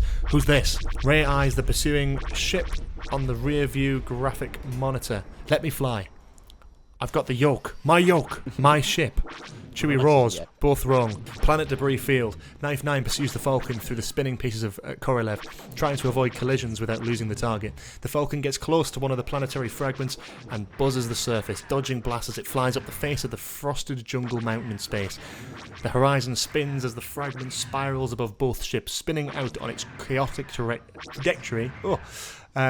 Suddenly, the mountain is inverted above them with the blackness of space below. Interior Millennium Falcon cockpit. Poe fires on the jagged mountain peak, hanging above them now like a stalactite. Is that it? The mountain peak blasts apart, sending projectiles spinning into the path of the pursuing craft. Knife 9 is hit by a sharp piece of rocky mountaintop, sending it wildly off course. We're clear. Punch it! Light bends ahead and they rocket into hyperspace. Interior, Knife 9 cockpit. Alarms blare as they spin out. Jadek Ren regains control, righting the ship. The Falcon is gone. Jadek approaches the electro-oxygen chamber, eyeing Hataska through the glass. Wires protrude from his mask into the main computer. He's in some kind of induced sleep. Oh, hang on. This is you. What do you see, brother? Jadek places hand on the glass. Suddenly, Hataska does the same, hand flat on the glass against Jadek's. Lawl and Ott look on, waiting for the answer. Jadek's head tilts up, he nods, removes his hand from the glass. Set a course for Bonadan. Exterior, Remnacor night. Kylo's TIE silencer enters the atmosphere of a cold black planet veined with silver. It touches down on the ridge overlooking a wide valley of obsidian-like terrain, frozen trees in windswept shapes, floors of white lava. Exterior, Remnacor fortress, night. Kylo approaches an ancient stone military battlement consumed by time. Skeletons of fallen war beasts litter the terrain. Whatever battle happened here, it ended centuries ago. He passes empty suits of armour, robes draped over broken shields, flags flutter in the wind, a Sith helmet on the ground, skull visible within, a reminder that while the Jedi live on, the Sith become dust. His tracking beacon flashes, a single red dot. Life form detected. Interior, Remnacor Fortress courtyard. The door opens towards us, revealing Kylo, hand extended. He enters a circular chamber stacked with broken spacecraft parts, ancient military technology, and piles of silver ore. A glowing white fire cackles in a stone pit. A voice whispers as he draws closer to the flame. It's Tor Valum. That's me, isn't it? That's you, I have to try and work you. out what to do here, because he's a creepy little funster, isn't he? He's like a big spider guy, isn't he? Yeah, he's like a massive, like, alien creature. I might just go sort of something similar to Palpatine, because it's a Sith, isn't it? I was gonna go, like, I would have done, like, Wispy. Like, old Wispy. Maybe wispy old like, Palpatine kind of vibes. Reveal yourself. Yeah, I'll do that. Something like that, yeah. Reveal yourself. Kylo's lightsaber ignites, a reflex action. I seek the Sith Master, Tor Valum. I am no master. A mountain of junk moves from it, as if disguised within comes Tor Valum, 7,000 years old, an alien of unknown origin, spindly and tense, sinew and muscle pulled tight. But I was once called Tor Valum. Kylo remains steadfast, dominant. You trained Darth Plagueis. That name means nothing to me. Kylo's lightsaber flashes in anger, settling inches from Tor Valum's taut, leathery skin. Does your life? Tor Valum regards Kylo, smiles with sharp teeth. You threaten me with death. How amusing. You are weak. I feel nothing. You feel what I allow you to feel, child. The creature extends a long finger, pointing to Kylo's mask. Reveal yourself. Kylo removes his mask. His face is veined, corrupted worse than we remember. Tor Valum appears oddly entertained. You wish to obtain the power of those who came before. Take your place among the gods of Mortis. Oh my god. I do. To rule the galaxy without armies, without starships. Yes. Oh, you took the mask off, haven't you? I was just saying, you're a off. continuity man, hey. Yet you fear the frailty. I'm gonna do that again. Yet you fear the frailty of your vessel. You need this power. Kylo's jaw tenses, he nods. Kneel before me. Miraculously, Kylo kneels. You call yourself a Sith, but the Sith are unrepentant, remorseless. You're haunted by the past, your very existence. I have no regrets. You lie. Until you sever yourself from the past, your fate will be the same as theirs. Tor Valum motions to the battlefield in the valley below. Empty Jedi Knight armour, vacant Sith Marauder armour beside it, withered husks of animals and men. The living force is nourishment. The more one consumes, the stronger one becomes. To take life is to cheat death. The creature lifts his body with his arms and walks on them. Kylo eyes his strange new master. Teach me. This is sick. Cool, isn't it? The Sith Marauder armor, I think, is the one that they referenced in Andor as well. The one with like the spiky helmet. Yeah, I think so. This is so cool. Yeah, this is great. I'm loving this. This is so cool. Yeah, it's very exciting, isn't it? The Sith Marauder armor is like the one from Old Republic games, like right, I from see. MMO and stuff. So good. Cool. So cool. Exterior, Bonadan, sunset. The Falcon descends into a valley of cylindrical mountains rising over water spotted with junk boats. The planet exists in permanent sunset, lit by its bustling night markets. The Falcon lands on a multi-level docking array. It feels like a tower of lily pads, a visiting ship on each. Exterior, Bonadan, docking array. Poe argues with two stumpy Langols, Oak and Sokol, at the base of the Millennium Falcon's ramp.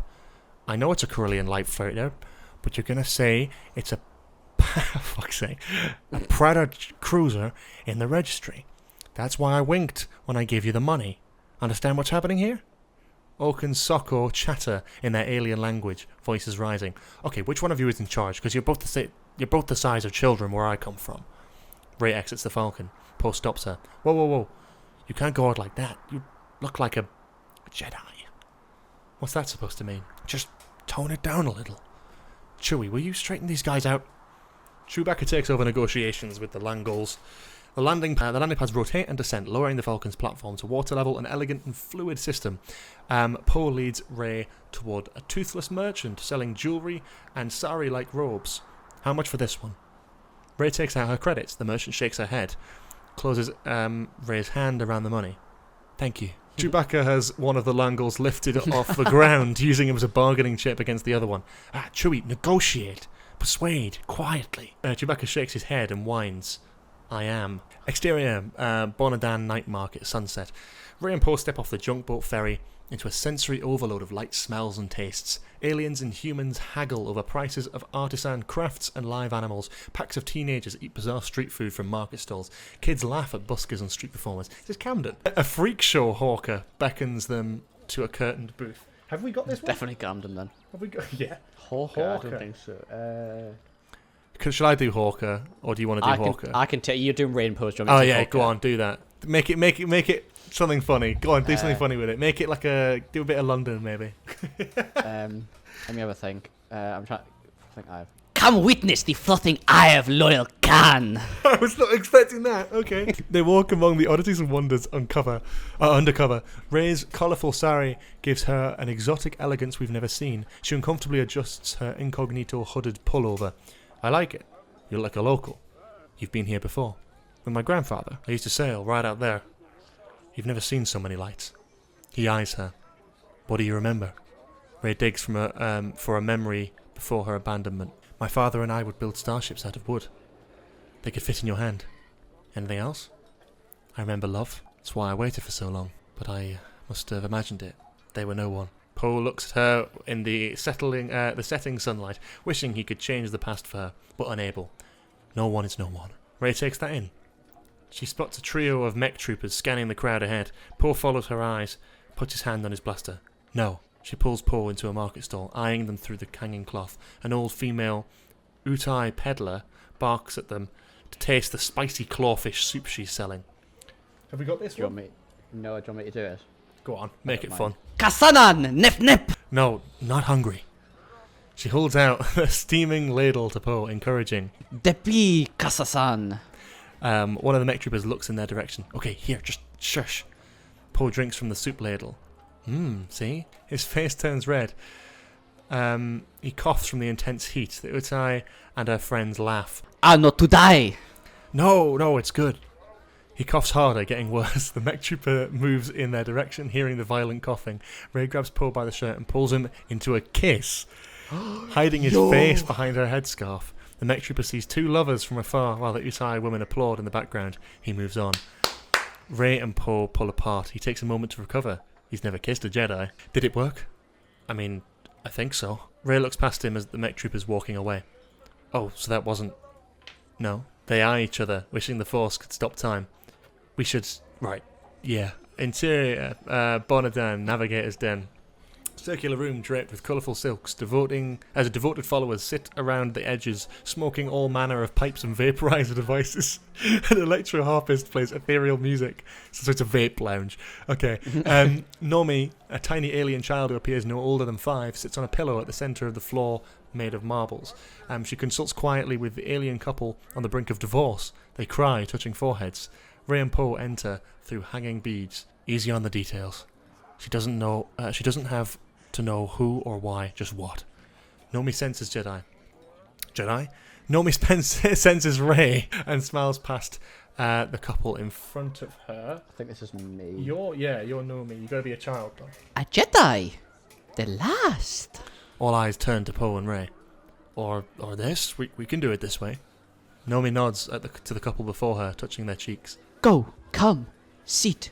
The Jedi and the man. Conspiratorial asides in the gallery. I'll say that again. Conspiratorial asides in the gallery. Rey and Poe walk barefoot over the marbles fitted into the stone floor. You seek a place.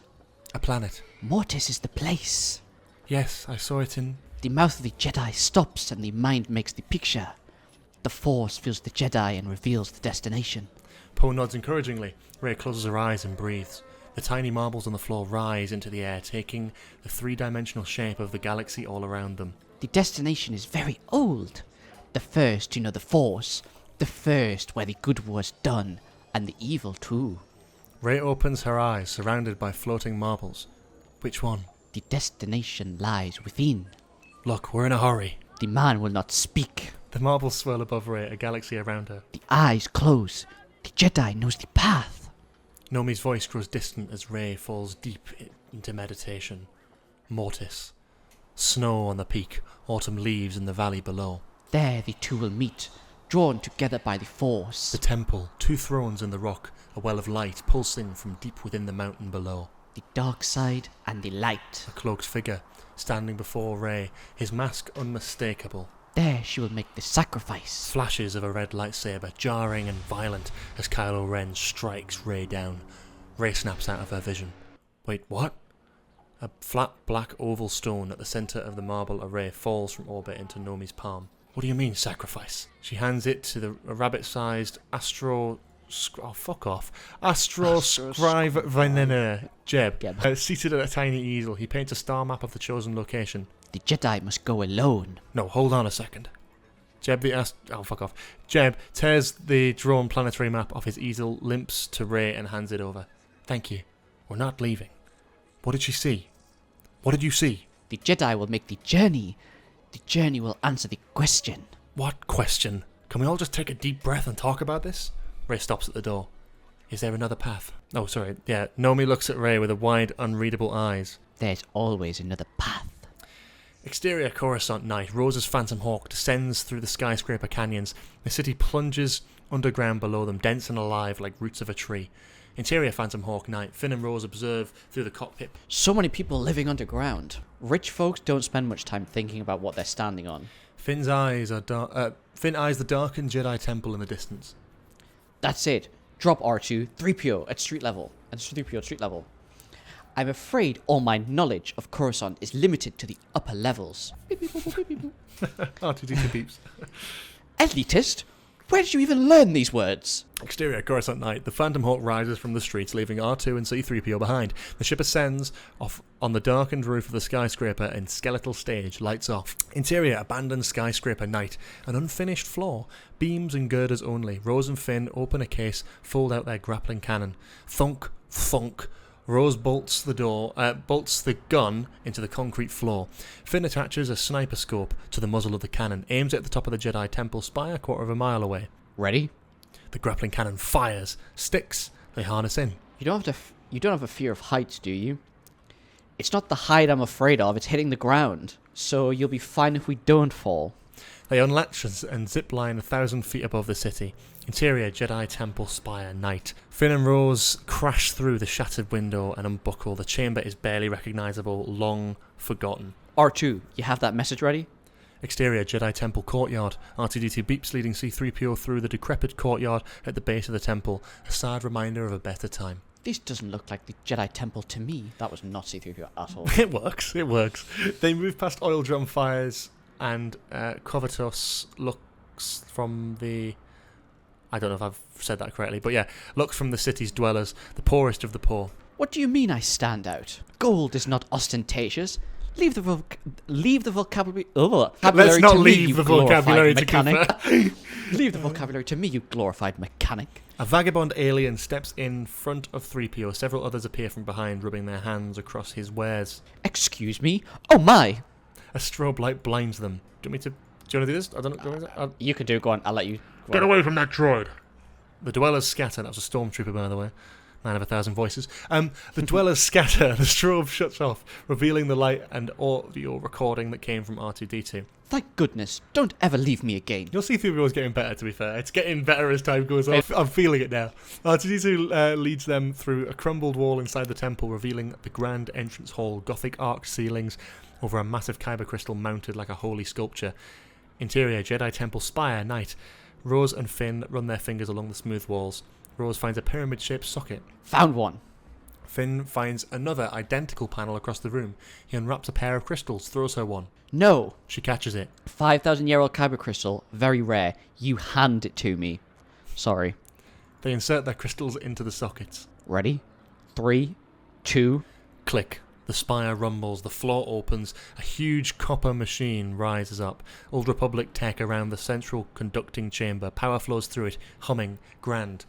Then it shorts out. Sparks fall. The machine goes dark. Can't it be easy? Just one time? Exterior, Remnicor night. A 3-tusked Gronk boar squeals, struggling to run in place. The animal's eyes roll back as the living force is drained into Kylo's open hand, reducing it to a husk. Kylo opens his eyes. His face has more life, his eyes brighter, scars receded, empowered, grateful. Torvalum smiles like a parent who's just taught his child to ride a bicycle. More! There is no more. You have consumed all that remains. A wind cuts from an ice cave beyond, a faint glow within. What's down there? A virgin's. I can feel it. There is more within. Go. Kylo puts on his mask and enters. Mask back on. Interior, Virgins Cave, night. The light from Kylo's red saber refracts in the vast walls. The cave is empty but not silent. There is a sound from the darkness. Breathing. Gotta make it dramatic. Obviously. From the shadows comes the hulking presence of Darth Vader. Kylo stands his ground, lightsaber up, unsure what is happening. Vader ignites his own weapon, swings, Kylo blocks. Vader strikes again, forcing the descendant of Skywalker to defend himself. It's a brutal fight. Intense lightsaber combat between two iconic villains, but Kylo is no match. Vader strikes him down. He screams in pain, falls to the ground. Kylo struggles to remove his mask. Breathless, looks down at his chest wound. It no longer exists. He is alone. Exterior, Remnicor night. Kylo staggers from the cave, angry, disorientated. Where is Mortis? That sounds like Luke. Yeah. The well of the living force, the source of the galaxy's birth. I want to be stronger than those who came before. Where is it? Kylo's eyes are alive, hungry. You are not worthy of its power. Not yet. Kylo reaches out his arm and force holds Torvalum, delving deep into his mind. Where is Mortis? Go on, be more aggressive. Do it. Give us something. He's trying to kill him now. Come on. Where is Mortis? Yeah, do it like Batman. More! Where is Mortis? Like that. Yeah. Torvalum's smile goes away. He grits his teeth, pained as Kylo probes and extracts. Release me. I see it. Betrayer, I gave you knowledge. A mountain in winter. No. Fall. I gave you everything. I know. You've given me so much. The light from the light of the living force drains from Torvalum into Kylo's open hand. Thank you. Oh, didn't need the. That was like That sounded like you just came. that was like Solid Snake. With the clap in my ass. The ancient being falls dead, reduced to a withered shell. Exterior, Bonadan outside Navigator's hut night. Rey collapses, a powerful disturbance coursing through her. What is it? He's growing stronger. Poe looks around the market as if Kylo is nearby. We don't have much time. Interior, Jedi Temple spire, night. Sparks fly as Rose welds a broken conductor into place. Will this old thing work with modern droids? You're asking me about the mechanics of a force-powered antenna? Out of your realm of expertise? Out of anyone's realm of expertise. She closes the panel, flips a rusted lever, silence. So is there like an on button or... A light ignites within the machine. Listen, if this thing goes sideways, I just want to say... Say what? This is you now. Oh, hell yeah. A column of light shoots down the hollow spire. Interior, temple spire, base, night. C-3PO lurches as the ground vibrates. The column of light from the spire above connects with the kyber crystal below. It glows. R2-D2 wheels next to the column of light and projects a hologram message directly into the data stream. C-3PO lurches at the ground, vibrates the column of light from the spire above, connects with the cabin exterior Coruscant night. The light beam shoots up into the sky, visible for miles. The poor and downtrodden look up at the beacon, faces warmed by its lights. Among them, Dade smiles hopefully. Exterior, dead space. The light leaves Coruscant and connects to a nearby planet. Exterior, Agora 6, day. Hills rise above a dense layer of palm jungle. Atop one, 1,000-year-old receiver from the Old Republic. The light hits the receiver, disappearing within. Interior, Agora 6 receiver, day. An old copper machine consumes the light. The gears spin and whirl. Monitors come to life with Arabesh code. An ancient Bendu monk rises to its feet, looks to the sky. He's been waiting for this a long time. Lights blink and flash as the machine decodes the data stream back into an image. Leia, elegant in white robes. Wait, what? The Bendu are in this? This is so cool. Peasants in a bread line look up at the light hitting the receiver in the distance. Suddenly, a nearby R4 unit droid beeps wildly and projects the hologram of Leia. This is General Leia Organa of the Resistance. The receiver sends another beam of light from its core, angled on a different trajectory into the sky. Exterior, deep space. The beacon of light leaves the Agora system and connects to Wave It, a light blue planet further into space. Exterior, Wave It, shipyard, day. Workers look up as the light hits a receiver perched on a cliff overlooking the ocean. Suddenly, every droid in the yard simultaneously projects the hologram message from Leia. The time has come to forge a path to freedom. Interior, Mon Cala, fish bar, day. Mon Calamari paused to listen to the hologram emanating from several droid servers inside the floating eatery. The forces of oppression have ruled our galaxy for far too long. Exterior, Gria, day. A village of floating straw huts on water. The light hits a man-made stone tower on the horizon. We must join together and fight. Send your fastest ships. Exterior, Bothawui City, day. Muscular canine Bothans look up. Bothans! Yeah, that's so sick. Yeah, Many Bothans. That's so cool. So it's like a sort of call to fight, isn't it, from Leia? Yeah, That's really this is what it is. It's basically like hitting every corner of the galaxy who have these ancient Excellent. Old Republic. That's a really cool way of doing it. All your warriors. Interior, Trandosha Palace, night. Bosk. Wait, what? Whoa. Bosk? Wait, what? We're just going to bring Bosk in here, are we? Bosk, sitting like a sultan in his den of pleasures, turns angrily towards the hologram projected from a servant droid. Our voices will not be silenced. Bosk looks out of his window at the light connecting to a red rock spire in the distance. He clenches his fist. Let's go. Exterior. Bosk crumbs. Exterior. Tatooine moisture farm. Day. Oh, shit. Setting suns go. against a boy and his sister at the base of a vaporator tower, watching their R6 unit play the hologram. We can no longer live in the shadow of the First Order. Exterior, Bonadan Market, sunset. Rey and Poe step through a dense, captivated crowd as droids project the end of the message. We must step into the light. Interior, Eclipse Destroyer Bridge. Leia stands on the bridge watching the light connecting planets. A familiar group of resistance fighters join her, their eyes wide and hopeful. Exterior, Remnant Core Tundra at night. As he approaches his ship, Kylo Ren feels the light in the sky. It's visible in the stars above. He moves to a rocky overlook, closes his eyes, concentrates, holds out his hand. The rocks around him vibrate. Deep. The light in the sky halts. Stopped by an immovable force. What? Exterior space. The light is frozen in place like a suspended laser blast, thrumming as pressure builds. Interior, Jedi Temple Spire, night. The beam grows in intensity. The receiver quakes. Something's wrong.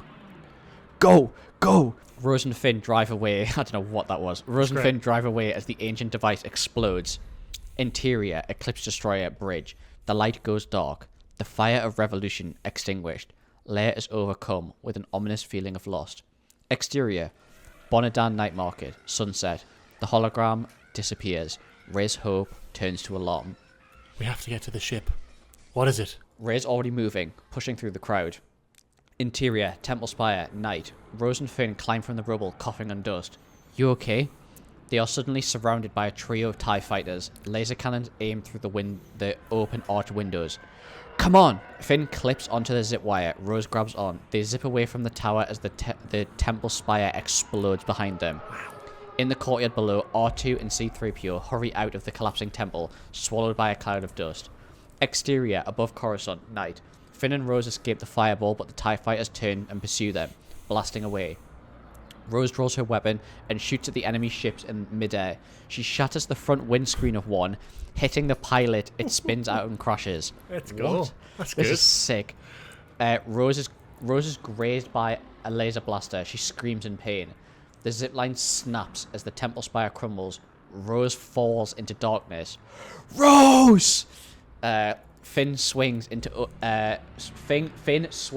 open floor of the unfinished skyscraper, struggles to unhook himself. The TIE fighters hover around the skeletal structure on either side and fire into it. Finn runs for his life as the blast ricochet of steel grinders around him. Goodness. He slides into a stairwell under heavy fire. Exterior, Bonadan Night Market, sunset. Rey crumbles emotionally, feeling Finn's pain. Finn. She looks up at Poe, the crushing feeling of loss growing heavier, but Poe's looking at something behind her. Hataska Ren through the separating crowd. Ott and Lol Ren on neither side, menacing amidst the carnival lights and box lanterns. Rey rises, backing away from the oncoming Knights of Ren. Okay, I'm with you. We've got to get to the ship. She reaches for her lightsaber. Not here. Rey eyes the children and peasants in the market. Poe's right. They can't take more casualties. Rey clenches her fist and force pushes everything around her. A powerful concussion blast that knocks everything away, including Poe. Whoa.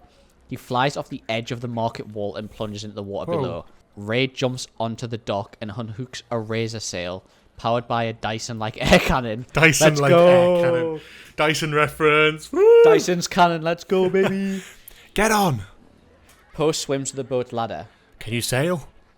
Rey channels the Force and fills the sail with a gust of wind that launches them into the bay. That's sick. This is sick. That's a Rey really is cool so good use. in this. This is amazing. That's This a is really cool this use, is like so using the Force good. to project a boat. Yeah. That's great. Yeah. Exterior, Bonadan Bay, sunset. Poe and Rey speed across the bay towards the landing array. This boat is very fast. Something fires from above, exploding the water around. Rey looks up. Knife 9 speeds over the water towards them. Get to the bow cannon. I'll drive. Poe takes the helm while Rey activates the laser harpoon mounted on the front. She blasts away at Knife 9 while Poe steers them towards the Falcon's docking array. Interior, Knife 9. Hataska Ren pilots with cold precision. Jadek, Ott, and Lol sit in the surrounding cockpit chairs. Exterior, Bonadan Bay, sunset. The razor sail now takes fire from all sides. Rey thinks fast, turns the harpoon and shoots the sail cord. She reaches out to Poe. Hold on. I'm sorry. Oh, bloody hell, I want to... Damn, get you on a roll here, yeah. Sorry. Hold on. Poe joins her and holds on tight. The disconnected sail lifts them up like parasailers onto the first revolving landing pad of the docking array. The razor sail hits the shore and explodes. Knife 9 banks away from the explosion, but turns right around. They're not done yet. Exterior landing platform, sunset. Chewbacca is waiting by the ship. Chewie, we draw some attention. An adjacent landing pad lowers into view. Knife 9 rests on it. The 4 Knights of Ren stand ominously out front, their platform rising even with the Falcons. Rey activates her lightsaber.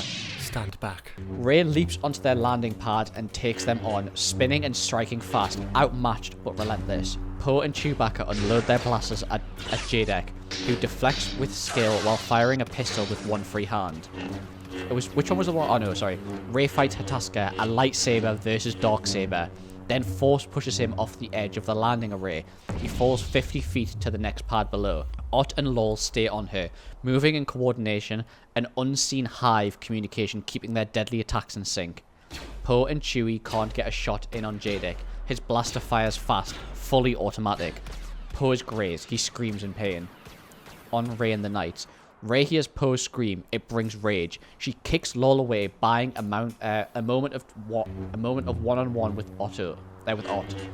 She slices through him, dropping him cold, then spins on Lol, reaches out, and Force pulls him into her lightsaber, impaling him.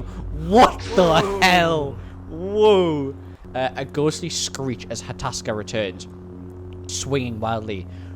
Wait, Rey disconnects her double saber and blocks his strike. Wait, what? Let's go.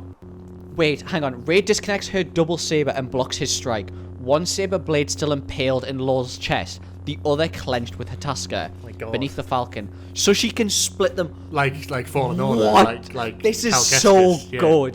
This is this my is great. god. This is much better than Rise of Skywalker. Beneath the Falcon, Chewbacca peppers Jadic Ren with bowcaster fire. Jadic struggles to deflect the shots while Chewbacca advances. He reaches Jadic, grabs him by the neck and hurls him off the landing pad. Then he lifts his bowcaster and fires, hitting Jadic in midair like a clay pigeon. Very cool. Hataska strikes at Rey. Brutal swings, his darksaber sparking when it hits the concrete. He grazes her. She drops her lightsaber and falls back, unarmed. Hataska stands over Rey, raises his darksaber for the kill. When he does, Rey gets a good look at his mask. Forced back to dark figures in the rain, voices screaming. Lightning flashes, revealing Hataska Ren. So it's a flashback. So flashback to the Jedi Temple thing. Do you remember in the first movie where she has the vision where she picks up Luke's lightsaber and she sees them? Yeah, that's what I I'm assume thinking. it's like a That's similar what I'm thing, thinking, yeah. Back to exterior, Bonadan docking at Rey, sunset. This vision stirs a deep, vengeful anger in Rey, one she can't yet explain but knows to be true. Hataska brings his saber down, but she extends her good hand, teeth clenched, eyes burning. Purple force lightning flows from her fingertips. Hataska Ren's skull flashes within his helmet as the electricity destroys him. The body falls, smoking. This makes so much more sense. This just makes so much more sense for her using force lightning. Yeah, it wouldn't be. Why would it be when she was trying to grab Chewie's It's shuttlecraft rage in Rise of Skywalker? This brings out actual anger. It justifies it. I think this is so much better. It clearly shows that they've definitely taken inspiration from this script for Rise of Skywalker. They're definitely taking elements of it. Yeah, 100%. They've seen Rey using lightning and be like, we got to do that. Let's just do. This just makes so much more sense with pure rage and saying I wonder if they're in something to do with they killed a family or something like that which we might find out. Hataska Ren's the body falls smoking. Rey rises. Poe and Chewbacca are watching her, disturbed. I had no choice. It's okay. Should I do that, right? I've seen that mask before. All of them. Poe and Chewie head for the Falcon, but Rey does not follow. Rey, let's go. No, you can't go where I'm going. What are you talking about? This was the plan. The Resistance needs you. Finn and Rose need you. Rey, get on the ship, please. You have to leave this place. I'm not leaving you. Rey knows what she has to do. Hates it. You will leave this planet and go back to help the Resistance. I'm not. Don't do this. She approaches Poe, delicately brushes her fingertips over his bleeding forehead. You will leave this planet and go back to help the Resistance. Chewbacca howls. No, you can't. Poe feels his mind slipping away from him. You will leave this planet and go back to help the Resistance. Rey takes Poe's face in his hands and kisses him. When she pulls away, Poe looks distraught, saddened. I have to leave this place. I have to help the Resistance. Poe turns and walks up the ramp. Chewbacca follows. BB-8 looks up at Rey. Ever faithful, she's purposefully cold. Go. BB-8 beeps mournfully and follows them on board. Rey watches as the Falcon's ramp rises, obscuring Poe and Chewbacca from her sight. Strangely, as it closes, Poe holds up a hand goodbye, his sentience breaking through the mind trick.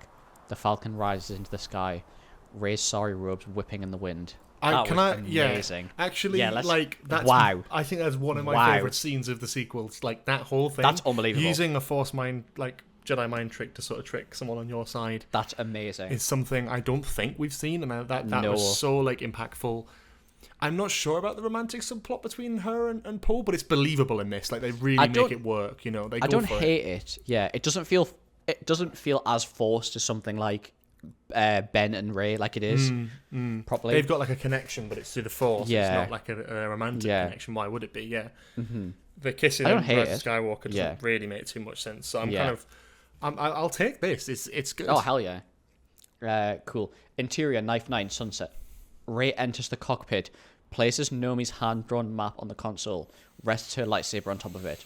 Her left hand is cut and bleeding. She wraps it with the sash from her sari, then removes the civilian robes to reveal the black warrior's clothing beneath. Let's go. She captures her reflection in the mirror. A Jedi. I'll tell you something. I love it. Every main character, honestly, they always turn to black robes. Luke did it. Anakin did it. It's such a... And I love it's like such a a reflection. cool It's a reflection of like Yeah. balance and conflict in terms of the dark and the light. I think it's brilliant. It works thematically. I love that. Yeah. I imagine it's like the robes that she wore. You know, we got to see Dark Rey in like a little the bit. mirror thing. Yeah. Yeah, that shite. Anyway. Yeah. I mean, the Dark Rey was cool. Like, the outfit was cool. So, Yeah. exterior Bonadan landing base sunset. Knife 9 rises into the air, rockets into space. Interior TIE silencer, night. Kylo Ren leaves Remnicor's orbit, mask off. A hologram transmission from Hux appears on his dash. Supreme Leader. That's sometimes how he says it. The Resistance attempted to override the communications blockade. Do you really not know who stopped them? Hux's face betrays him. He didn't know. Such treachery cannot stand. We must respond swiftly. Our empire is strong. Show them. Your absence emboldens them. If you acquired the power you seek, show it. Snoke was right about you, Hux. Without faith, you serve only yourself. Kylo shuts the holocron off, sets new coordinates manually, blasts into light speed. Interior, Eclipse Destroyer bridge space. Leia looks out at the blue swirl of hyperspace. General, we're approaching the rendezvous point. Leia makes a decision. Prepare an Imperial shuttle. I'll need a valid code clearance. We're light years from... Yes, General. Connix exits, leaving Leia alone. She removes the general bars from her robes, pulls a hood over her head. He's in pain. She responds to Luke as if he speaks to her often. I feel it too. Luke's Force Ghost steps forward at her side. He'll soon be more powerful than our father. So will she. She feels too much. Love, anger. Don't we all? This is why the Jedi live in isolation. The pain of loss only leads to the dark side. I've lost everything, and everyone. But I'd still choose to love. Leia regards her brother, missing him. Trust her instincts. She may not follow the path of the Jedi, but she's our only hope. Yes! Oh, yes! Cold, Yes, cold. yes. I love they're doing like little callbacks, but they feel Obviously, so like Rise of Skywalker natural. had no option to do this after obviously Carrie Fisher passed, so this also wouldn't have been able to be in it. But I love the idea of having Luke and Leia interact. But even just like the callbacks, like the "she's our only hope," like the little. I like they that don't it's not feel the exact forced. same line. Yeah. They don't feel forced at all. Like I know it might be different when it would be acted, but it just feels right to have these little things. Yeah, I love that. Help me, Cool. Obi-Wan Kenobi. She's our only hope.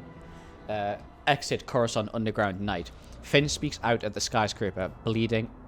Finn sneaks out of the skyscraper, bleeding, disorientated. Voices echo, flashlight searing for him. Searching. Bearings lost. Searching for him. Bearings lost. I'll have Finn medium rare, please. A small light up ahead. He ducks into shadow. A stormtrooper, RK-514, approaches, scanning the tunnel with his blasted mounted flashlight.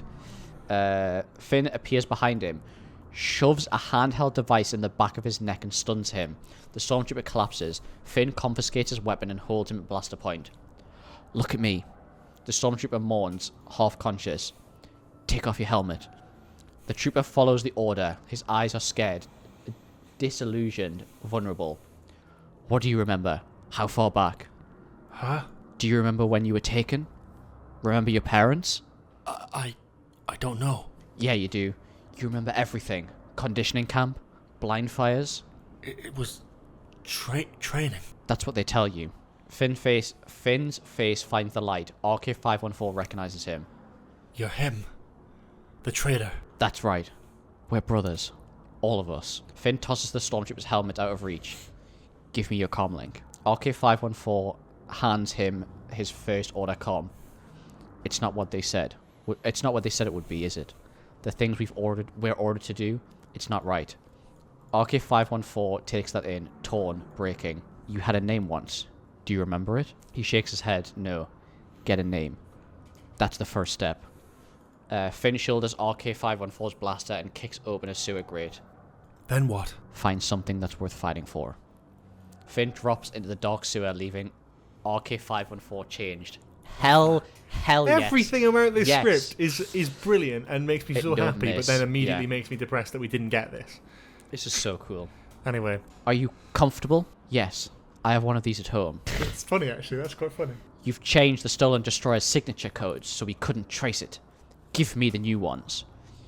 You know, they told me to pick something easy to remember, like Life Day, but you think this is funny? Very well. Can I just... Life Day is a holiday special reference. Is it?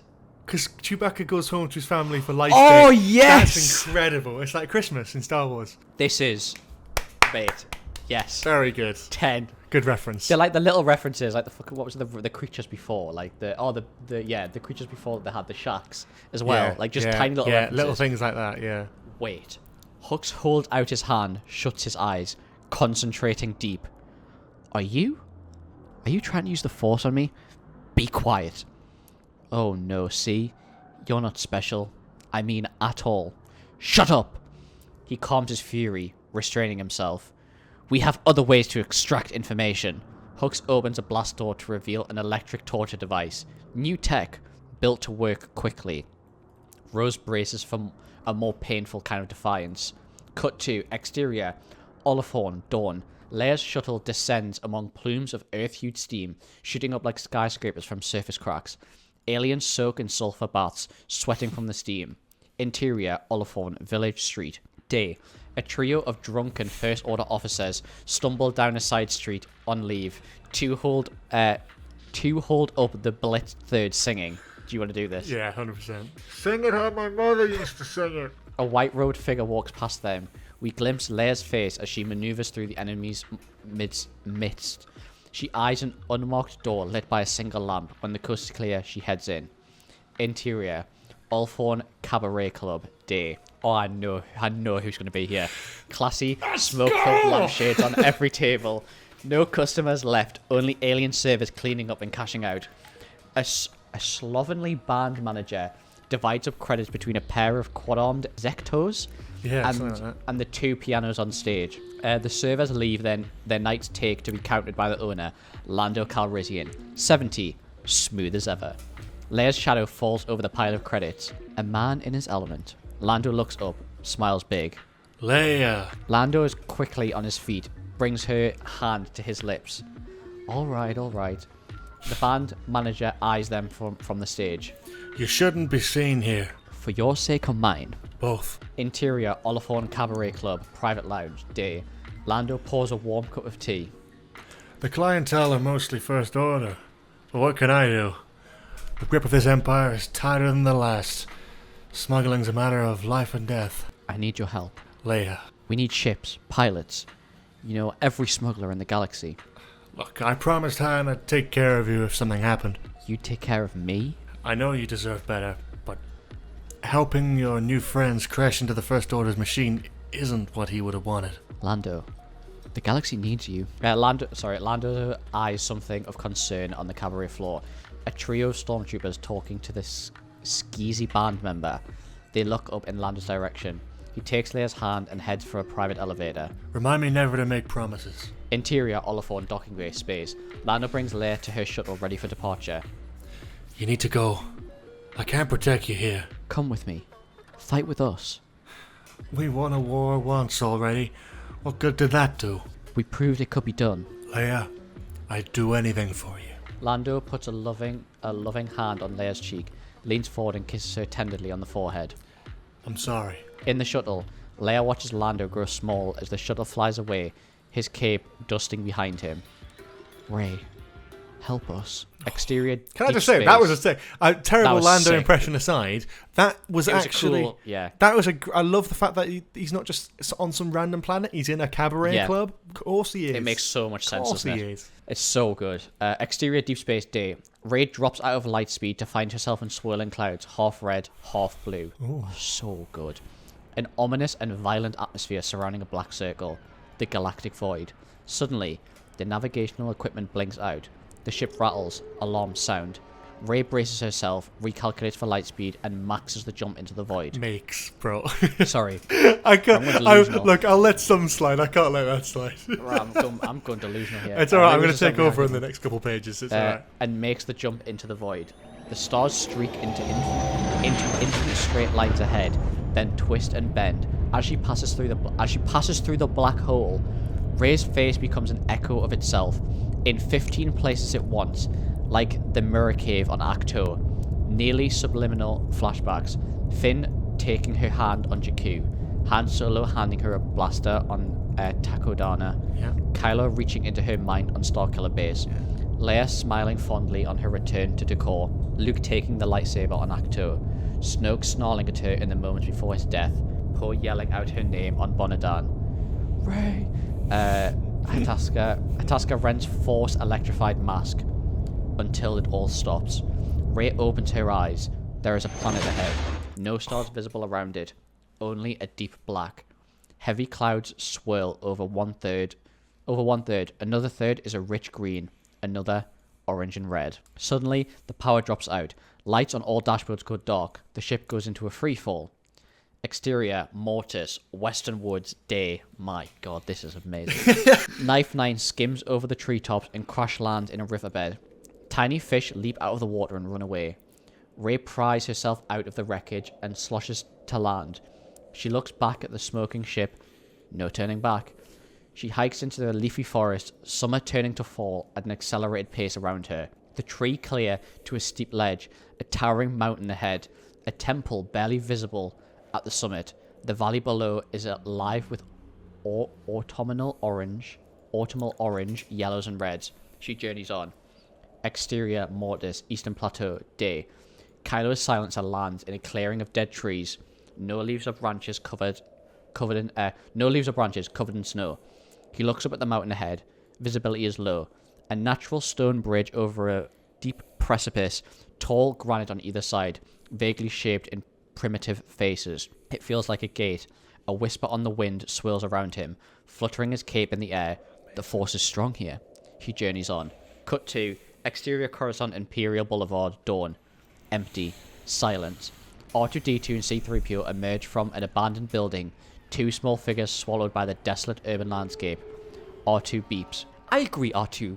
We may not survive this time. A shadow falls over them both. A battalion of First Order transports descend through the morning mist. They touch down, releasing an army of brute troopers. Thick, muscular mercenary enforcers, chrome armor and masks, reminiscent of Phasmas. These guys make the stormtroopers look like neighborhood watch. Love that. Yeah. Do you want me to crack on from here? Yeah, you go. Okay.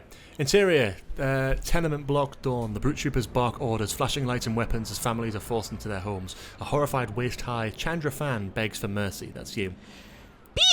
Big lad! Brute trooper shoves his rifle into the alien's stomach, doubling him over. A trio of infants wail from their perch on the ceiling.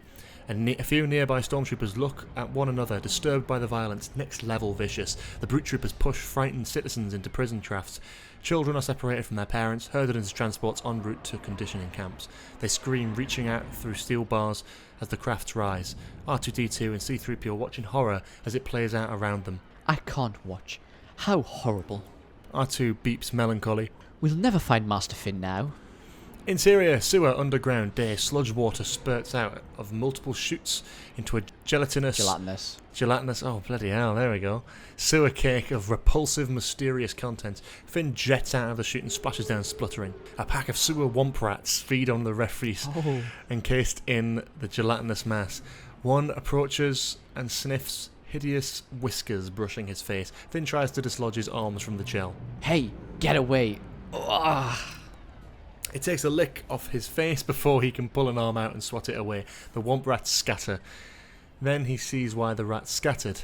A colossal gyrock, a white eyeless lava, the width of the tunnel it's emerging from. It feeds on the sewage, gaping mouth, slowly sucking the gelatinous mass into its body. What the hell? Oh no. No. Finn dislodges himself enough to get stuck again. The gyrock closes in, slow as the sludge is stuck in. This is the worst of bad nightmares. The gyrock's jaws open, dripping saliva, teeth like knives.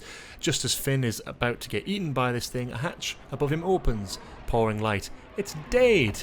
Who the fuck is Dade? Do we have a date? Did we have a date? We must have had a date. It sounds like we've... Was he at the beginning of the script, maybe? No, I don't think so. Yeah, he was, apparently. Oh yeah, it's on you. Coruscant. No, yeah, but where was he before? Earlier in the script. Oh, he was the kid who was in the crowd watching. Oh, yes. Yeah, Yeah, okay. He's got lines now. Is it me? Yeah, it's you. Give me your hand. Finn grabs the kid's hand and pulls himself up into the hatch just as the gyrock chomps down. Interior sewer tunnel day. Finn collapses, shaking, traumatized for life. That was so many disgusting things all at once. I've seen worse. Offers a hand. Dade. Just one name? What's wrong with that, Finn? You know me? We've been tracking you since you landed. We? A distant screeching sound. What was that? You don't want to find out. Come on. Dade shows Finn his resistance ring. Oh! Wait! It's the kid. Is it the kid? It's the kid. From Last Jedi? Yeah. Is it? It's the kid from Last Jedi, yeah. I never thought I'd be excited to see that broom kid again. That's sick, actually, it's to be fair. That is actually... They gave him a name. That's actually... That's sick, man. I actually love that. Hell yeah. Broom Kid Star Wars. Well, apparently he has a different name, but fuck that. That's sick. He had a resistance ring. I remember that. A little, yeah. It's at the end, yeah. That's very cool. Is it Rose that gives him it? Because doesn't she flash it to him? Maybe. I think something like Yeah. that, yeah. It gets left somewhere and he picks it up. Trust me. Hell yeah. Exterior, underground tunnel, day. Finn follows Dade down a tight tunnel, boots splashing in the shallow water, light up ahead. First Order purged a 10-mile radius around the capital after the galaxy went dark. Took most able bodies to the conditioning camps. Did anyone escape? Just us. Dade opens a rusty door to reveal abandoned underground prison. Hundreds of compartment-like dwelling units connected by catwalks to a central control tower. Living here, 1,000 escaped citizens aged 12 to 60. Finn is stunned. How many people are down here? 10,000. Maybe more. You have weapons? The whole city's got weapons. That's what they're afraid of. 1 million of us rise up. The First Order's finished. Finn lets that idea burrow deep. You're right. He's caught up. Fervent. Brave. This revolution starts here. Right now. Sure. All we need is ships, weapons, an army. Finn looks out at the massive underground cavern of humanity, 1,000 faces waiting for a leader. We have one. Finn eyes the old prison command tower in the centre. Interior prison command tower. Finn kicks open the door and fires up the comm system. He looks out at the downtrodden faces. My name is Finn. I bring a message from the Resistance. An older woman exits her cell, tired and worn, kept down by this war since the Rebel Alliance days. The First Order rules by fear. They build ships to intimidate us, wear masks to frighten us, but they're the ones who are scared. The older woman takes her wooden spoon and wraps it rhythmically against the bars of the old prison. This is not the time to hide underground. If we take the capital, the galaxy will join us. An alien joins, then another. Together we can strike back. Together we can resist. Hundreds and thousands of people clanking their possessions together in unison. Finn stands tall. From traitor to deserter to revolutionary leader, his journey has led to this. Exterior, Mortis, Western Cliffs. Rey scales the icy peak, blasted by wind and sleet. She reaches a plateau, finds her footing. There are statues of robed ancients here, not Jedi. A storm of snow dust obscures her vision. Voices echo. Suddenly she's back in the bright warm sands of the Jakku desert. Winds sweep over the dunes. A child's voice screams out. Through the storm of sand, a little girl is dragged away from her mother and father. It's young Rey. At the moment her parents abandoned her. The little girl screams, reaching out her hand. Come back! Wait! Rey steps toward them, feet digging in the sand. Wait!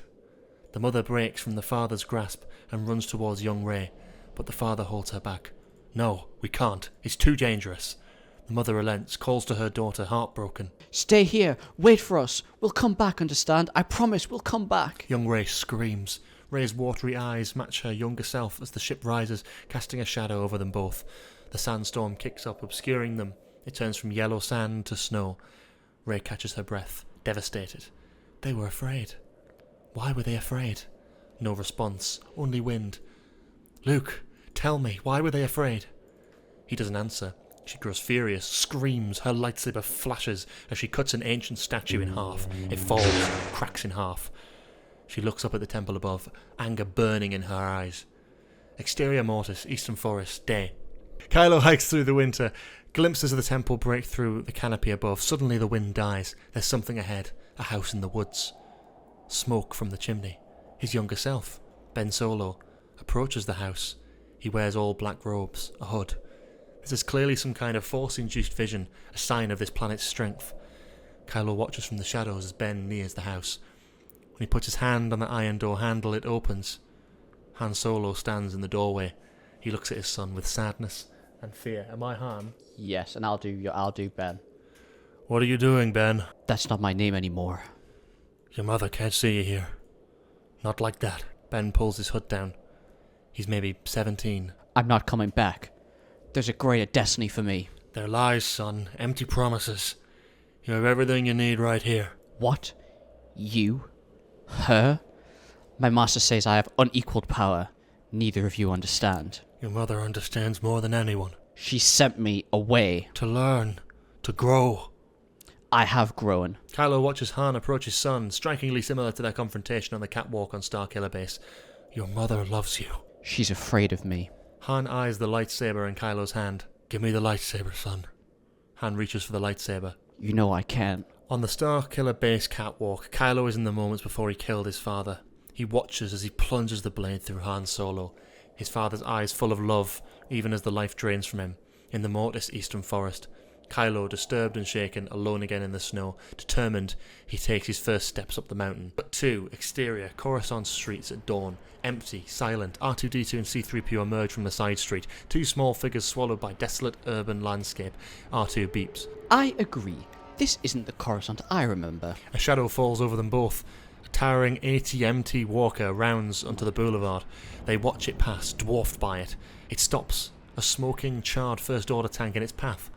C-3PO and R2-D2 look on, curious. Interior, AT-MT walker cockpit. The AT-MT pilots look down at the burning tank. Any life forms? I'll let you do the co-pilot. Nope. Interior abandoned building, simultaneous. Finn and the hundreds of People's Resistance fighters hunker down inside this empty building. The AT-MT's head is positioned just below them outside. Now! Floor-mounted grappling guns fire hooks that stick into the opposite building, creating several zip lines over the AT-MT. Finn clips on a carabiner.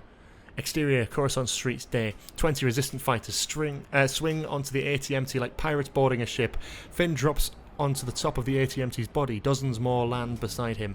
They run along its back onto the head. The resistance fighter cuts through the hatch with a vibrosaw. Finn tosses a shock detonator inside. Clear! An electric flash within. Pilots slump over the consoles. Finn drops in, pushes the pilot aside, takes the helm. A familiar alien, 6 eyes, takes the co-pilot seat. Load up. The side panels of a walker slide open, allowing resistance fighters to rappel into the cavity. More armed citizens pour out of the alley to escort the steel beast as it walks down the boulevard, knocking aside the flip tank as it passes. A pair of TIE choppers zip around the corner and square off against the AT-MT. The walker blasts them out of the sky. Interior, Capitol. Inquisition chamber hallway.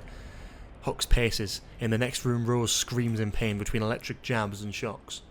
Who's Selleck? That's you as well. Yeah. Chancellor, there's been an insurrection. Word has spread to other districts. Decimate them. Sir, the leader is former FN unit. He was aided by a regiment of our own. Hux twinges. Impossible. We're dispatching additional units to address the revolt. No! Recall the FN units from active duty. Sir, if there is a flaw in the programming, we must correct it. Deploy more brute troopers. Those mercenaries are undisciplined and expensive. Perhaps money is all that inspires loyalty anymore. Do it. Interior, Interior Capitol interrogation chamber day. Rose's eyes are sunken, clothes ripped, blood peeking through the torn fabric. She hears commotion, the barking of orders. 2 officers enter in a hurry. I can do this if you want, I don't mind. I don't mind, yeah, go on. Yeah. Transfer to cell block 6. They want her in maximum security. One officer releases her from the rack. She slumps forward, dead weight. They drag her towards the door. As they move, Rose opens her eyes, eyeing the electric taser on the officer's hilt. When they reach the door, she hits the lights. She grabs a taser, shocks them both, clamps both their wrists to the iron shackles. So long, boys. Rose shuts the door behind her, leaving 2 unconscious officers in here alone.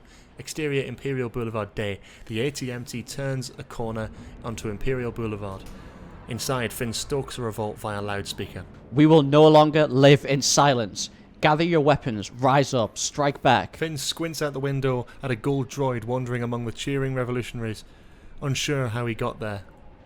3PO? Finn climbs out the AT-MT hatch for a better look. Suddenly, he's yanked upwards. A brute trooper lifts him out of the hatch and throws him onto the back of the walker. Finn is locked in a fistfight on the back of a moving walker 50 feet off the ground. Finn takes brutal hits from the brute trooper's steel gloves. It's like fighting a medieval knight with his bare hands. A powerful tackle, and they both roll off the edge of the moving walker. Slam. They land on the brute trooper's back. He keeps fighting unharmed. Finn stops the walker's foot coming down on them. They roll away just as it lands. The brute trooper grabs a fallen blaster, puts a heavy foot on his chest, and aims for Finn's heart. Do we have a... John, do you want to do it or do you want me to do I it? don't mind doing it, because you're doing Finn, aren't you? Go on then. Last words, FM 2187. Suddenly, laser fire takes him out. Finn looks up. It's a unit of stormtroopers. The leader takes off his helmet, extends his hand. It's RK-514. He lifts Finn to his feet, hands him a blaster. Rafe. I like it. The other stormtroopers take off their helmets and throw them aside. Diverse faces of new purpose. Freedom. Interior Eclipse Destroyer Bridge. Connix escorts Leia to a terminal. The message is from a First Order transmitter. Finn is alive.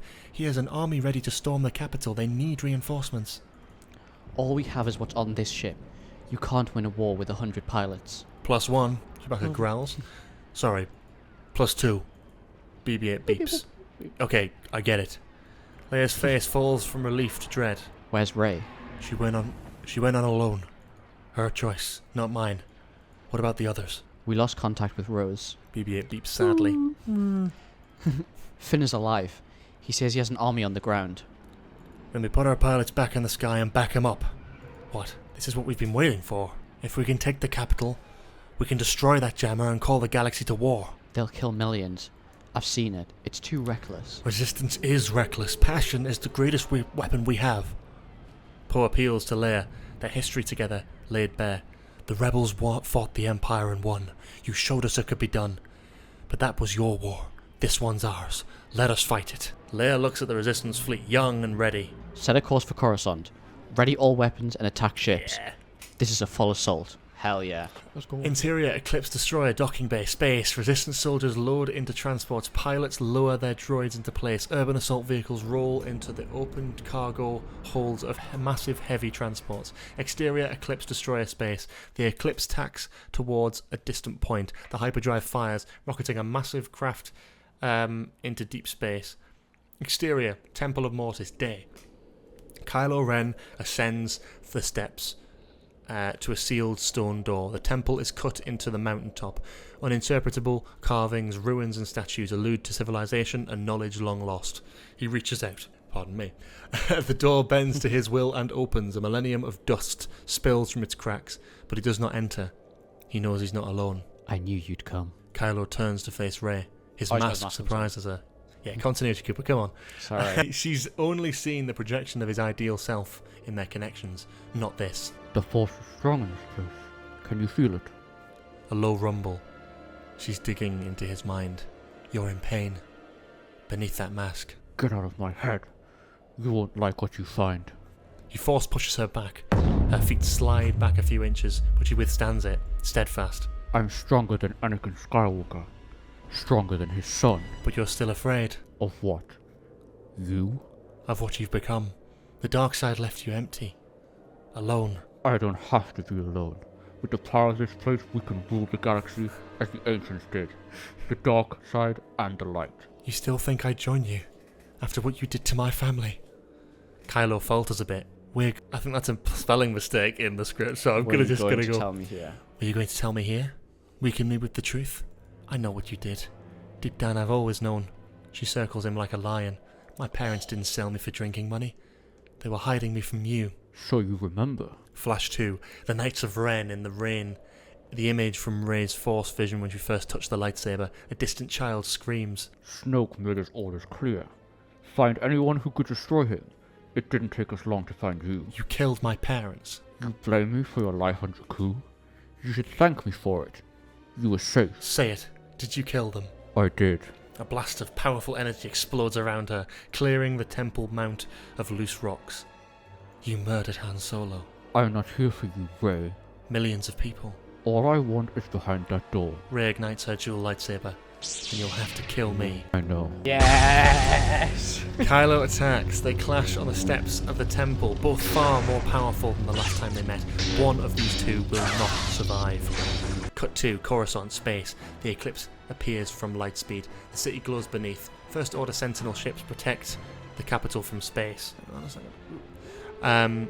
Interior, Eclipse Destroyer, bridge. Leia spins around in her chair, once occupied by Akbar. Oh, that's sick! The same ship. So good.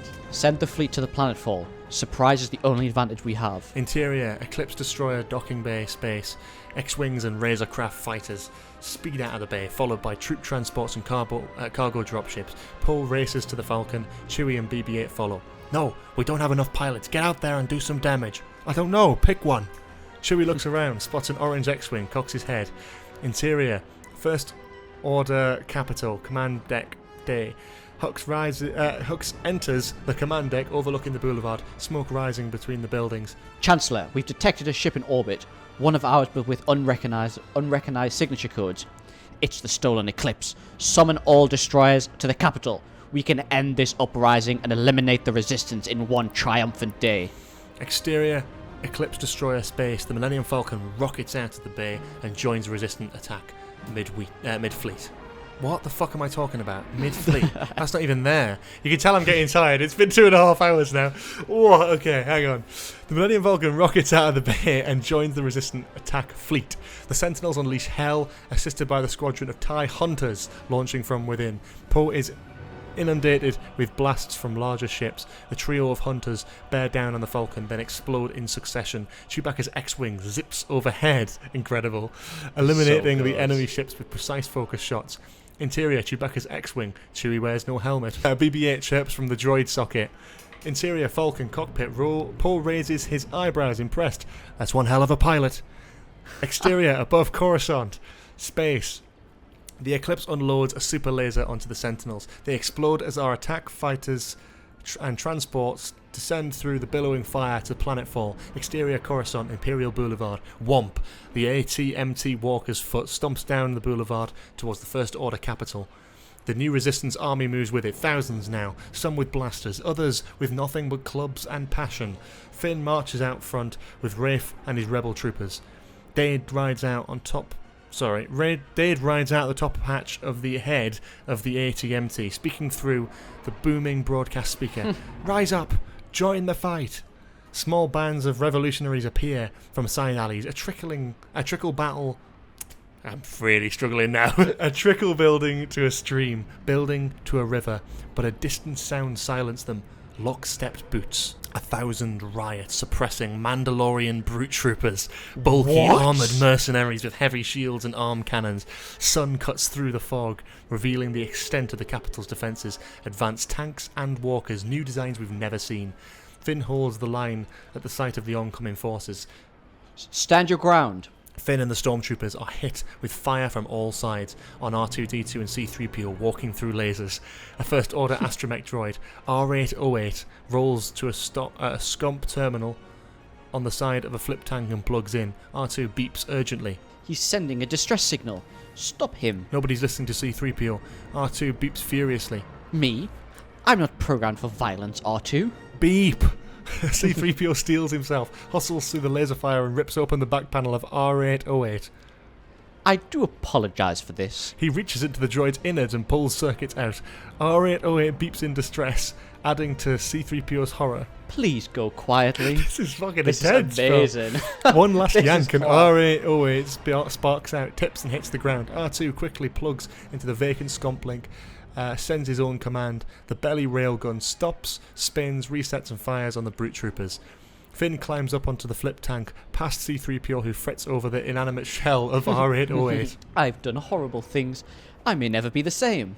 Shadows glide over the long boulevard. A squadron of TIE bombers crater the boulevard ahead of them. Geysers of concrete spew upwards. They're about to be decimated when a fleet of X-Wings and B-Wings dive from the sky. The Resistance ships fly through the trench of buildings and hammer the bombers, spinning them into explosive collisions. Finn, Rafe, and the stormtroopers cheer the skies.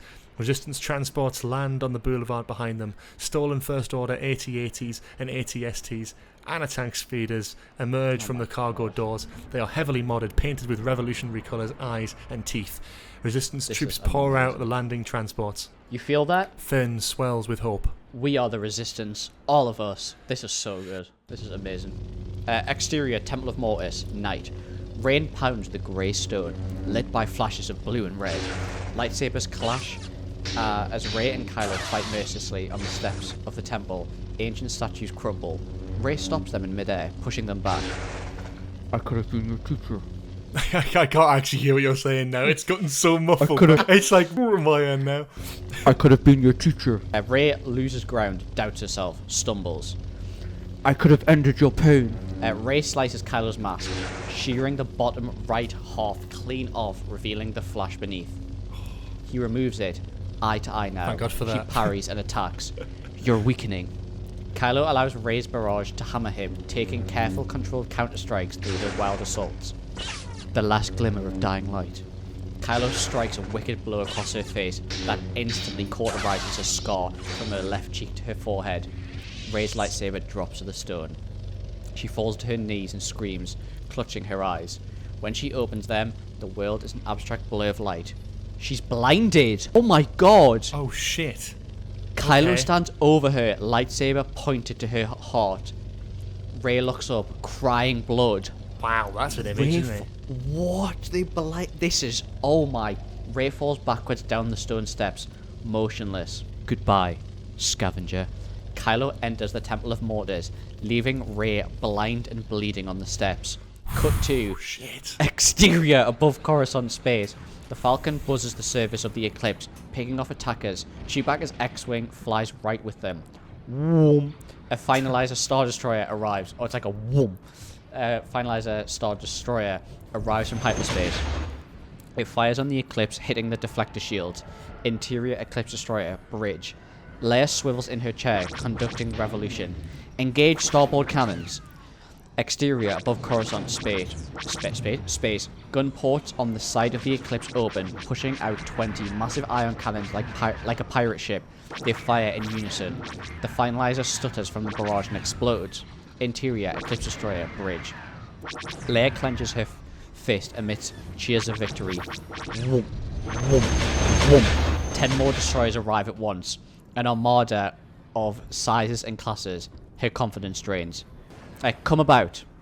The Eclipse turns on its axis and unleashes hell. The lasers light up in the dark like Christmas. First Order destroyers fight back, faster and more propulsive than we're used to. Their reflective scale to the Eclipse lets us feel their speed for the first time. Okay, English. Exterior Coruscant air battle day. The Resistance ships weave and glide between buildings. The buildings firing on TIE hunters at window level and the profiteers who finance this conflict. A TIE squadron reaches the capital itself. Their leader, Elo Astai, sends a pair of homing missiles into the structure. They hit big. Ion cannons on motorized swivels rise up from the structure's roof, blasting ships out of the sky with deadly precision. Interior, First Order Capital, War Room, night. Chancellor Hux watches a holographic representation of the air battle. How is this not over? It's the stolen dreadnought, sir. Our fleet isn't equipped to engage a ship of that magnitude. I mean all of it. Boom, an explosion rocks the capital, flickering the lights. Oh. Interior, First Order Capital, corridor, day. Rose sneaks through the crisp white hallway. She ducks into a recess, a procession approaching. Commander Selleck in the center of it. Ready the hyperdrive. Rose holds a gasp. The capital is a ship. In the unlikely event our defenses are breached, we'll make the jump to light speed. Wow. Whoa, it's like a so it's like a ship under the surface of. Okay, I like that. Yeah, that's so cool. She watches the First Order techs break away. They scan the ID bars on their uniform and disappear through a door. Rose sneaks to a window overlooking a vast architectonic abyss encircling the spine of the Capitol. Attached to the spine like a vertebrae, the cube transmission jammer. Completely encased in armor with no bridges or access points. She can't reach it. Removes those confiscated First Order ID bars from a hidden pocket, scans the door. It opens. Interior, First Order Capital, Navigation Room D. Rose creeps into a Capital room stacked with nav consoles. Do you want to do it? Don't make it do. There you go. do you want to do it? I can do First Order tick. If you want to, yeah, go ahead. Prepare for surface disengagement. Ready engines for hyperspace. Off the nav text look. Purely precautionary. She slips behind consoles and opens a panel in the floor.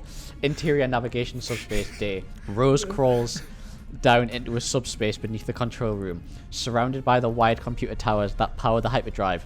The texts are still audible above. Do you want to do what? Do you want me to do? I can do it. Go on, do nav tech. Do you want me to do architect? Ready to set coordinates, sir. Tech! It's here, tick! Plot a course for the Forbes system. Rose opens a panel to the hyperdrive computer's motherboard and goes to work. Interior, Millennium Falcon cockpit, space. Poe zips between a pair of burning destroyers as they collide behind him, swarming ties and chaos outside his cockpit. Oh shit, that's me. Joey, get down there. They need you. I've got this under control. He doesn't. Interior, Chewbacca's X-Wing, space. BB-8 beeps frenetically. Chewbacca spins and dives, breaking into the atmosphere. Chewbacca in an X-Wing is so cool. That's sick. Great visual, yeah. Exterior, First Order Capital, D. Chewbacca's X-Wing descends the Capital, weaving through the grid of lasers fired upwards by the ion cannons. He makes an attack run over the cannon arrays, taking out several turrets with one continuous, dizzying display of aeronautical badassery. Hell yeah. Lovely, yeah. Interior, Chewbacca's X-Wing, D. Alarm warnings, multiple lock-ons, TIE fighters swarm around Chewie, ganging up.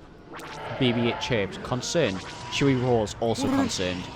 Blam, they hit. Chewie maneuvers over Monument Square, spinning into a dive. Exterior, Monument Square. D. The orange X-Wing makes a distressed landing, knocking over brute troopers in its path as it comes to a screeching stop. Save the pilot! Finn and his squad blast their way toward the crash ship. He climbs onto the wing. BB-8 beats fanatically. BB-8? The cockpit pops open. Chewbacca roars. Chewie. Just getting really tired roar now. Where'd you learn to fly like that? Which means before you were born. Before you were born. Yeah. Who's doing Raph? Is it you or is it me? Oh god, who's doing? Oh, Raph's FN514, whatever it was. Oh, that was me. Yeah. Incoming. A fresh batch of heavy AT-MTs emerge. Cannon fire rains down from Capital above. This revolution may not last long. Interior, Eclipse Destroyer, Bridge D. Leia is worried but steadfast. Change our plan of attack. Don't let them line up on us. Connix interrupts urgently. General, our agent on the inside is contacting you. We have an agent on the inside? Connix activates her comm speaker. Rose, with a voiceover, says, "The Capital is a ship." Rose, slow down. Interior, First Order Capital, Control Subspace, D. Rose is patched into a comm terminal, sparks falling around her. Hot-wired cables string between CPU towers. They're going to leave the planet. I can disable the hyperdrive, but I need the key codes in R2's memory drive. Intercut with Eclipse. R2's with Finn. Patch her through. Finn's alive? Exterior, Monument Square, D. Finn takes cover behind the fallen ATST, yells into his comm. Rose, you're alive? Stay where you are, we're coming for you. Interior, First Order Capital, Control Subspace, D. Rose rolls her eyes about to save everyone's ass. Great, listen carefully. I need R2 to transfer me the hyperdrive keys before this thing takes off. Hyperdrive? Where are you? There's a Scomp-Link terminal at the base of the Capital. I'll have a direct connection to him from there. Got it? Exterior, Monument Square, D. Finn looks around frantically. R2, where are you? He spots C-3PO and R2-D2 behind a flipped tank, races to them, grabs R2. We need to get to the Capital. Master Finn, we're more suited for rear unit duty. Oh, hello. Finn looks out on the battlefield, eyeing the path to the base terminal. First Order transport touchdown ahead. Even more brute troopers fill out into the square. None of this matters. We don't reach that terminal. If we don't reach that terminal. R2 beeps determined. For glory? What are you saying, R2? There is no glory for droids. Blam. R2-D2 takes a direct hit from a cannon blast. He hits the side of the tank and falls hard. No comical squeal. He falls, he's silent and scorched black. Unmoving. R2? R2! Nah, they're not killing R2. Chewie, cover us! Finn hunkers over R2. Chewbacca stands tall, firing away. R2? R2, say something. This is just not C-3PO anymore. It's not, is it? R2, say something. Finn waves smoke away from R2's burnt body. The droid circuits are dead. No power. What? Those codes are in there somewhere. Finn opens a panel and removes R2's memory drive. I'm sorry, buddy. BB-8. Oh my god, they actually killed off R2. Jesus Christ. What? Well, we'll see. We'll see if he comes back. They usually do BB-8 rolls up, ready for duty. Finn opens a compartment in the droid's round body and inserts R2's memory drive. It's all up to you now, okay? Rose, send BB-8 the terminal coordinate. He's got this. You got this? Right. BB-8 nods silent, focused. His moment. Covering fire. I feel bad. You're reading out like everything. Bro, I fucking get spammed with text as well. I know, oh you've God. not got... Yeah. Finn, Chewbacca and the Stormtroopers cover as best as they can. Go! Go! BB-8 dashes into the battle. We stay right with him, tracking past a barrage of explosions and laser blasts, through moving AT-MT legs, narrowly missing craters and fallen brute troopers. Finn watches the little guy from afar, inspired. He looks around at the wounded resistance, cut off and surrounded, fighting for survival. Boom! An explosion knocks Finn off his feet, ears ringing. Fall back! Finn yells to C-3PO, still kneeling over R2's fallen body. 3PO, we have to move! C-3PO looks up, hands on R2's scorched head, emotion like we've never seen from him. I can't leave him. Finn is speechless. Fuck off. Crushed by it all. Like his best friend's died. I can't leave him. That's just hard, but that's. I know. This is the thing. The reason why I do that voice is because we've literally never heard C-3PO have any other sort of emotional voice like this. I know. So it's hard to interpret what it would be like. I can't leave him. Master Luke. Chewbacca reaches down and heaves R2-D2's scorched shell up on his back. With one arm blasting and the other securing R2, he and Finn race towards cover. Chewbacca gets hit, stumbles, keeps going. Chewbacca is hit again, falls to one knee, almost drops R2, stands up. Finn's eyes tear up as they fire back at impossible odds. This is how it ends. Interior Millennium Falcon space. Poe watches enemy ships slip through their strafing attack formations and descend towards Coruscant. We'll have no chance down there. If those reinforcements make it through, we need more ships. Interior Eclipse, bridge, space. Another Star Destroyer appears from hyperspace. Oh my god. And another. How many more? Leia watches the numbers shift even more out of their favour. Luke, I'm sorry. Interior Temple of Mortis, night. Kylo Ren's long shadow precedes him into the Cavern of Stone. Statues of ancients look down into a deep void in the centre, sealed with a slab of unpolished marble. Kylo reaches out. The stone slab slides off and falls to the ground with a thud. He looks down into the well beneath the temple, deep into the heart of Mortis, eager for his reward. It's empty. Nothing. A hole in the ground. No. No. Kylo searches the rune-covered walls for an answer. He finds only arcane sculpted faces looking down at him. He fires with his saber and slashes at the statues, scarring the ancients with rage. You've lost, Ben. Luke Skywalker steps into the light. A thin blue glow traces his form. You're dead. The last Jedi are ghosts. The dark side has failed you, like it failed my father. Your father was weak. His love for his family saved him. I wish it could save you. Luke looks deep into his former student's pained eyes. I did what I had to. You chose hate. I chose power. Kylo fires his saber and attacks, but Luke catches the blade with his gloved hand, stopping it in mid-air, stronger than Kylo could possibly imagine. What? I'll be stronger than any Skywalker has ever been. Their faces are inches away, separated by the red blade. You're no Skywalker. Exterior, Temple Mount, night. That's hard. I'm sorry, that is good. A line. That line goes hard. Rey lies motionless on the stone steps, blind and bleeding in the rain. Then her hand moves. Her eyes flutter open. Luke. Interior, Temple of Mortis, night. Luke's expression changes, sensing her. Let go, Kylo. You can't defeat us. Us? I'm not alone. Obi-Wan was right. Oh my god, this is too good. Honestly, this is too good. Keep going. No, sorry, further down. Wait, where the hell? Exterior Temple Mount Night. Rey drags her shattered body up the temple steps. Her arm gives out. She collapses. The pain is too much. We're connected. All living things. Interior Eclipse Destroyer Bridge Space. Leia looks beyond the battle, feeling Rey's pain. Rey. The Force surrounds us. Interior Capital Navigation Subspace. Day. Rose winces from spark as she rewires the hyperdrive on the Capital. Fingertips bleeding, she looks up. A feeling. It penetrates us. Interior Millennium Falcon Night. Poe flies through a barrage of laser fire. It binds the galaxy together. He feels the connection from across the galaxy. Rey. Exterior Temple Mount Night. Rey into the rain. Poe. Finn. Exterior Coruscant Imperial Boulevard Sunset. Finn is crouched low behind cover, lasers flying overhead.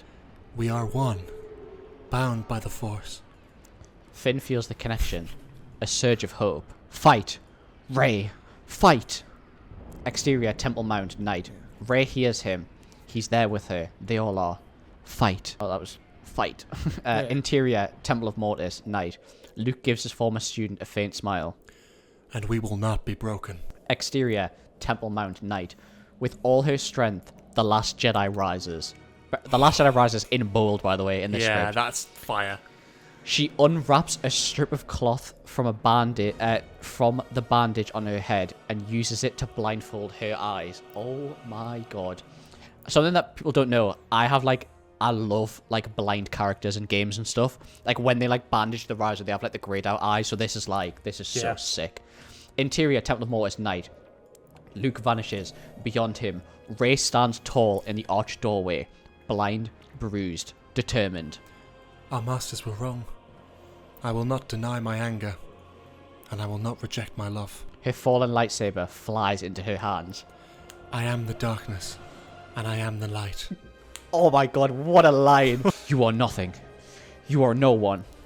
She ignites the blades. They crackle. No one is no one. Kylo charges. Their blades meet and sizzle. Rey fights him blindfolded. She did it before when she was training. Oh my. Yeah. Rey fights him blindfolded, guided by the Force.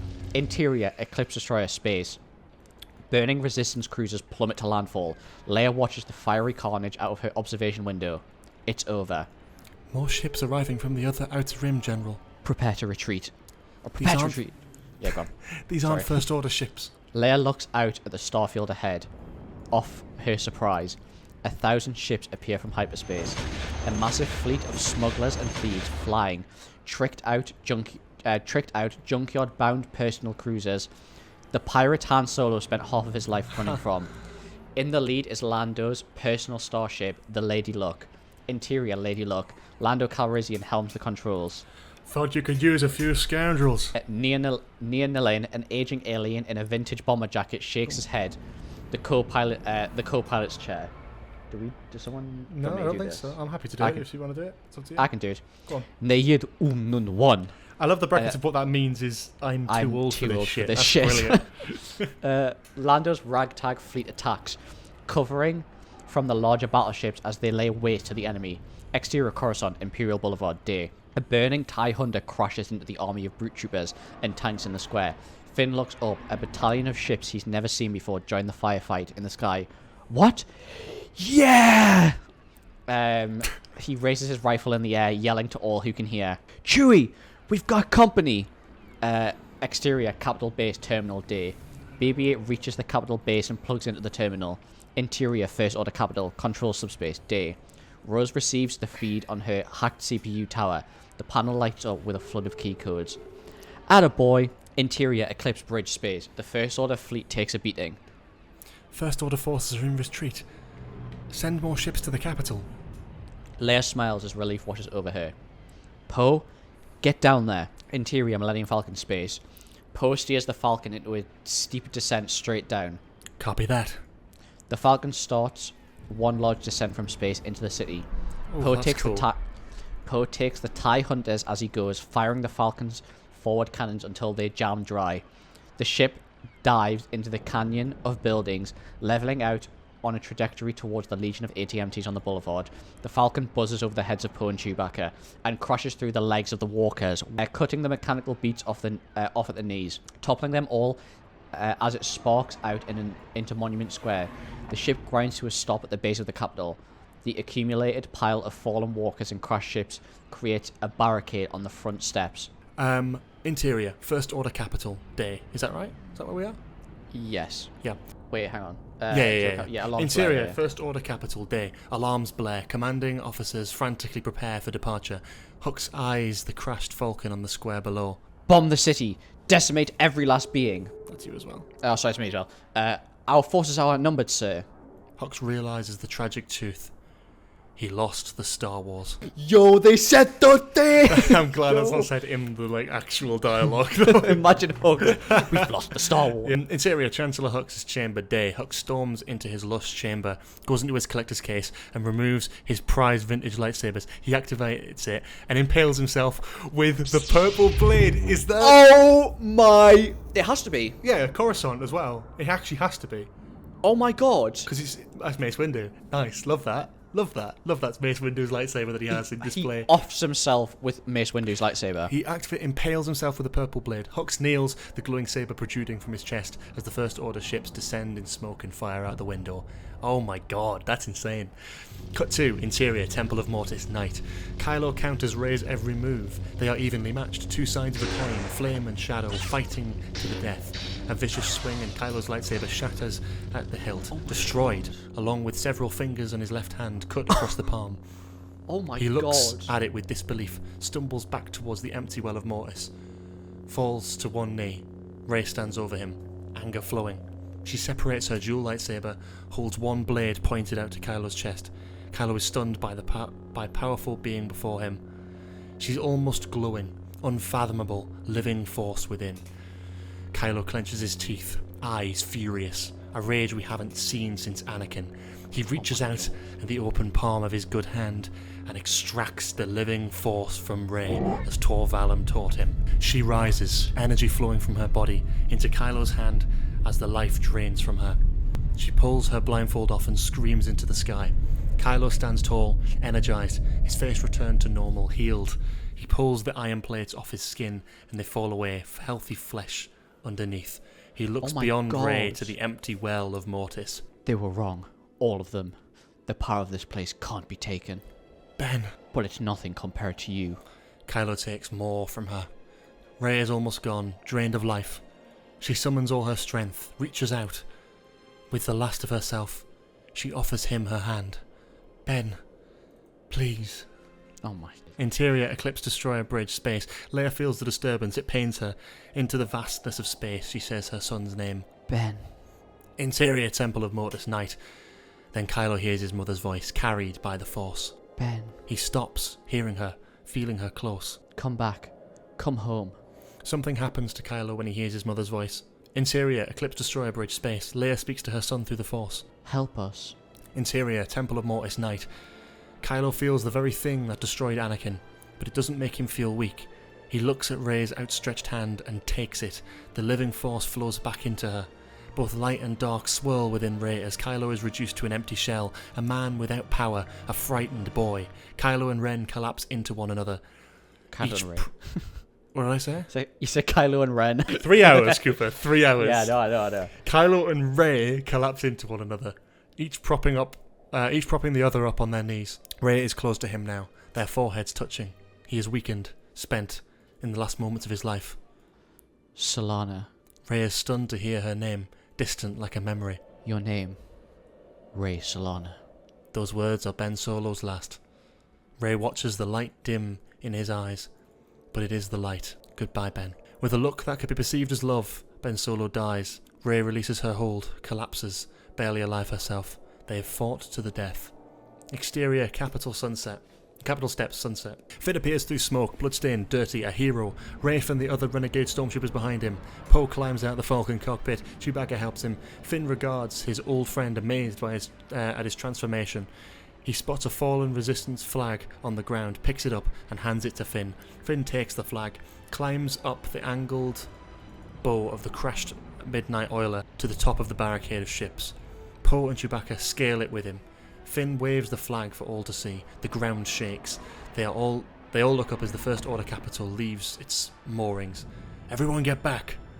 A thunderous boom as the capital rises into the sky. Rose is still in there. Finn spots BB-8 rolling toward them from the quaking base. BB-8, where is she? Interior First Order capital, escape pod base. Rose races through the quaking capital, checks a hand-drawn map in her hand, round the corner towards a bay of escape pods, climbs inside one, shuts the door. It launches as the capital rises, a short trip before it crash lands into the battlefield. Interior First Order capital, command deck bay. Day. Fuck's sake. Commander Selleck looks down at a shrinking metropolis below. The massive structure casts a shadow over the city. Is that me? Yeah. Yes, me. Ready for light speed. Exterior First Order capital day. Finn rushes to Rose's crashed escape pod. Rose, are you okay? touches his hand affectionately. I'm fine. She looks up at the rising capital, backlit against the setting sun. Poe, Chewie, BB-8 and C-3PO follow her eyes. They're getting away. Did you disable the hyperdrive? I couldn't figure it out. Hope falls away. The war is lost. So I made some adjustments to their nav computer. Without precise calculations, that thing could... The capital jumps to light speed. The moment it vanishes, boom, it collides with a distant planet. The impact is so massive, so galaxy-shaking, it's visible for light years. fly right into a star. Interior, Eclipse Destroyer, space. Leia shields her eyes at the enormous explosion in deep space, pulsating in a starry twilight, a beacon of hope. Radio communications instantly crackle to life. A cacophony of voices fill the frequency waves, calling their brethren to fight. Exterior, Monument Square, day. Finn, Poe, Rose, Chewie and the droids all look up, awed, inspired, but they can't celebrate. Not yet. He looks at Finn, speaking volumes. You feel it too? Poe nods, affirming their connection. Rey is gone. Interior, Temple of Mortis night. Rey lies flat on the stone. Silence. Light fills the space around her, particles of energy floating up. She rises with them. The light engulfs the frame until we reach a place beyond what we know, the astral plane. Glimmers of energy flicker like fireflies in darkness. Rey opens her eyes. Clear again, unburdened. 3 of the distant glimmers grow larger than the others. She moves towards them. Yoda, Luke Skywalker, and Obi-Wan Kenobi. Oh my god. Who's doing who here? You're I'm doing... Obi-Wan. I'm Yoda. Rey. You're Okay. 3 of them, oh my god. I'm 3 of them. Okay, good luck me. Okay. Is this death? I can take one if you... No, I'll do it. In this place... That's Obi-Wan. Do that one again. In this place, there is no such thing as death. I can see. Your true self is free of suffering, free of pain. Taught us much you have. I've taught you. Succeeded where we have failed. Narrow was our point of view. I'm Luke as well. You chose to embrace the dark side and the light, to find balance within. Coexist they must, as such feelings do in all of us. I can't do it after 3 You're hours. really if good this at that. was earlier on... You're really good at that. No, it's terrible. It's really good. But if I'm here, with you, A choice you must make, to return or to remain. here, there is serenity, knowledge, peace, those lost but not forgotten. She looks beyond them at the shimmering flecks of energy, and there, There you will face a galaxy in turmoil. Pain, suffering, the loss of those you love. But living you shall be, love you shall.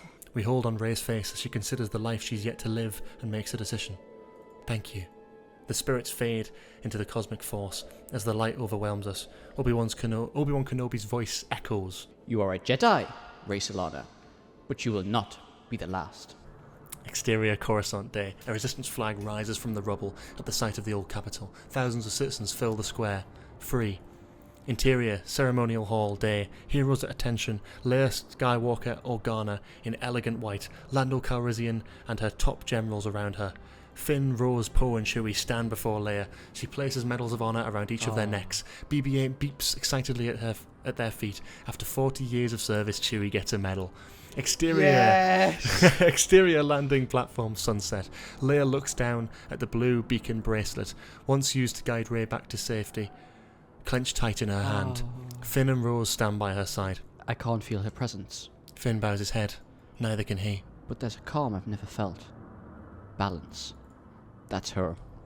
Leia smiles. BB-8 rolls up, beeps to Rose and Finn. Come on, we have work to do. Leia approaches Poe and Chewbacca. Also on their way, she places the beacon bracelet in Poe's hand. I'll never stop looking. Chewbacca gives her a giant Wookiee hug. Okay, easy. Finn approaches Poe, holding something under his arm. Let me know what you find. I will. Oh, Finn hands Poe his old leather jacket. Oh, for good luck. Poe smiles, takes it, hugs him. Chewbacca growls. We follow Poe and Chewie to the Millennium Falcon, rebuilt to look better than it has in decades. Interior Millennium Falcon space. Poe flips the switches in the cockpit. Ready, Chewie? He takes Rey's beacon and hangs it, replacing Han's dice. Oh my. Interior Leia's quarters at night. Leia watches from her window as the Millennium Falcon jets off into the starfield. The Phantom Hawk rockets in the other way into empty space. Leia checks on R2-D2, still under construction. The repair droid works on rebuilding his destroyed frame. How's he coming along? A quick cycle through his memory banks and he'll be his old self again. I hope we'll be fine, 3PO. I can't imagine what it'd be like without him. I know he's stubborn, but I know. Leia picks up R2-D2's intact memory drive rescued by BB-8. She inserts it into R2-D2, reminiscent of the first time we saw the princess with a droid. R2 beeps to life. As his files catalogue into chronological order, he projects the contents from his memory banks, and we witness their adventures over the last 60 years, all from the droid's perspective. Luke buying C-3PO from the Jawas, Obi-Wan giving Luke his father's lightsaber, R2 flying through the Death Star trench, Han getting his medal on Yavin, Yoda lifting the X-Wing from the swamp, Luke saluting from the plank of Jabba's barge, Leia and Han outside the bunker on Endor. Leia is taken aback by a flood of memories. It is a catharsis for her, and for us. She takes a deep breath. Thank you, R2. Leia leaves them alone together. R2-D2 beeps affectionately. Exterior Leia's balcony night. Leia steps outside, looks up at the field of stars. She looks up at the vastness of space. A star falls. It gives her peace.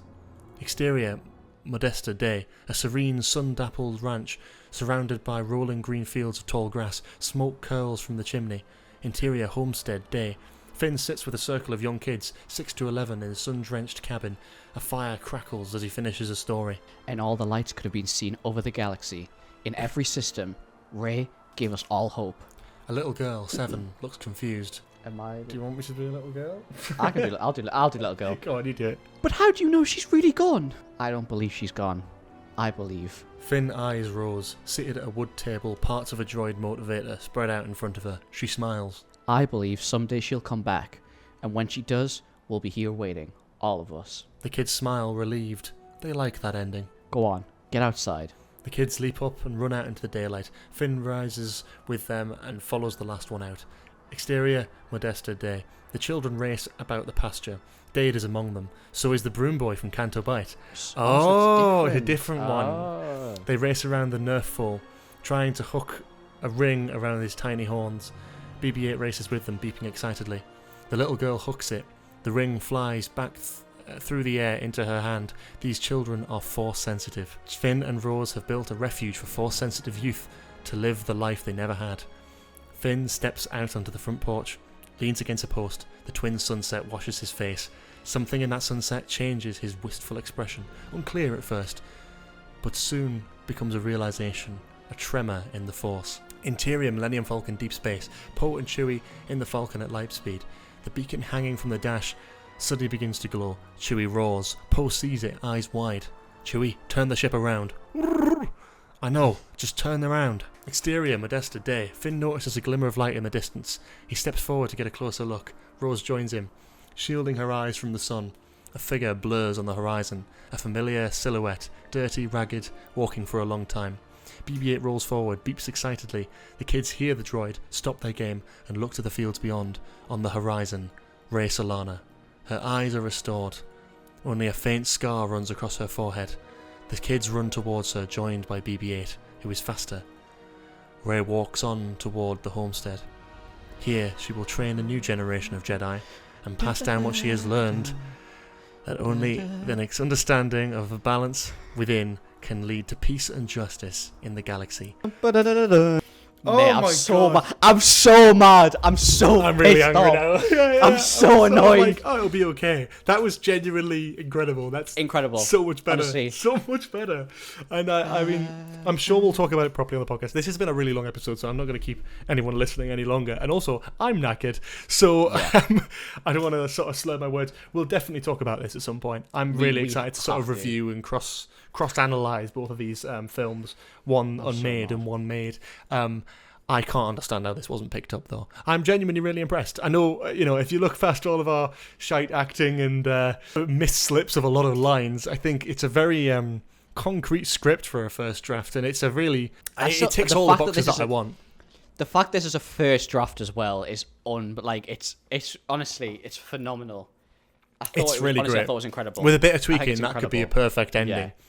I love the fact that it's on Coruscant. I love the fact that we're seeing battles in the city in Coruscant. It brings everything full circle more than Rise of Skywalker did. Rise of Skywalker felt like an end to the sequels, a means to an end, like of the originals, but not if the prequels were never made. Whereas this feels like a real amalgamation of the whole story, a proper concrete ending that doesn't. It sort of sets it apart from other sort of endings and stories because it doesn't feel the same as Return of the Jedi. This feels like an actual concrete ending. Rey finding that balance, finds the balance in the Force in herself. I think that's brilliant. Oh, I can't wait to talk about this more when we do a little review. So good. But thank you so much for listening. If you've made it to this point, if you have, well done. There's no fun little Easter eggs at the end here, but thanks for that. I was not expecting it to take 3 hours, but it was an incredible experience. I loved reading it, and happy May 4th, happy Star Wars Day. Yeah. Hope you've all had a lovely time listening to this with us, and let us know what you think over on Twitter. All that sort of stuff. Instagram, we've got every social media platform nowadays. And if you haven't already, please do drop us a follow. And for the sake of almost 3.5 hour recording of a script read through, please do give us a 5-star rating. Yeah, and we will see you all next Thursday. May the Force be with you. May the Force be with you. Bye-bye. Bye-bye.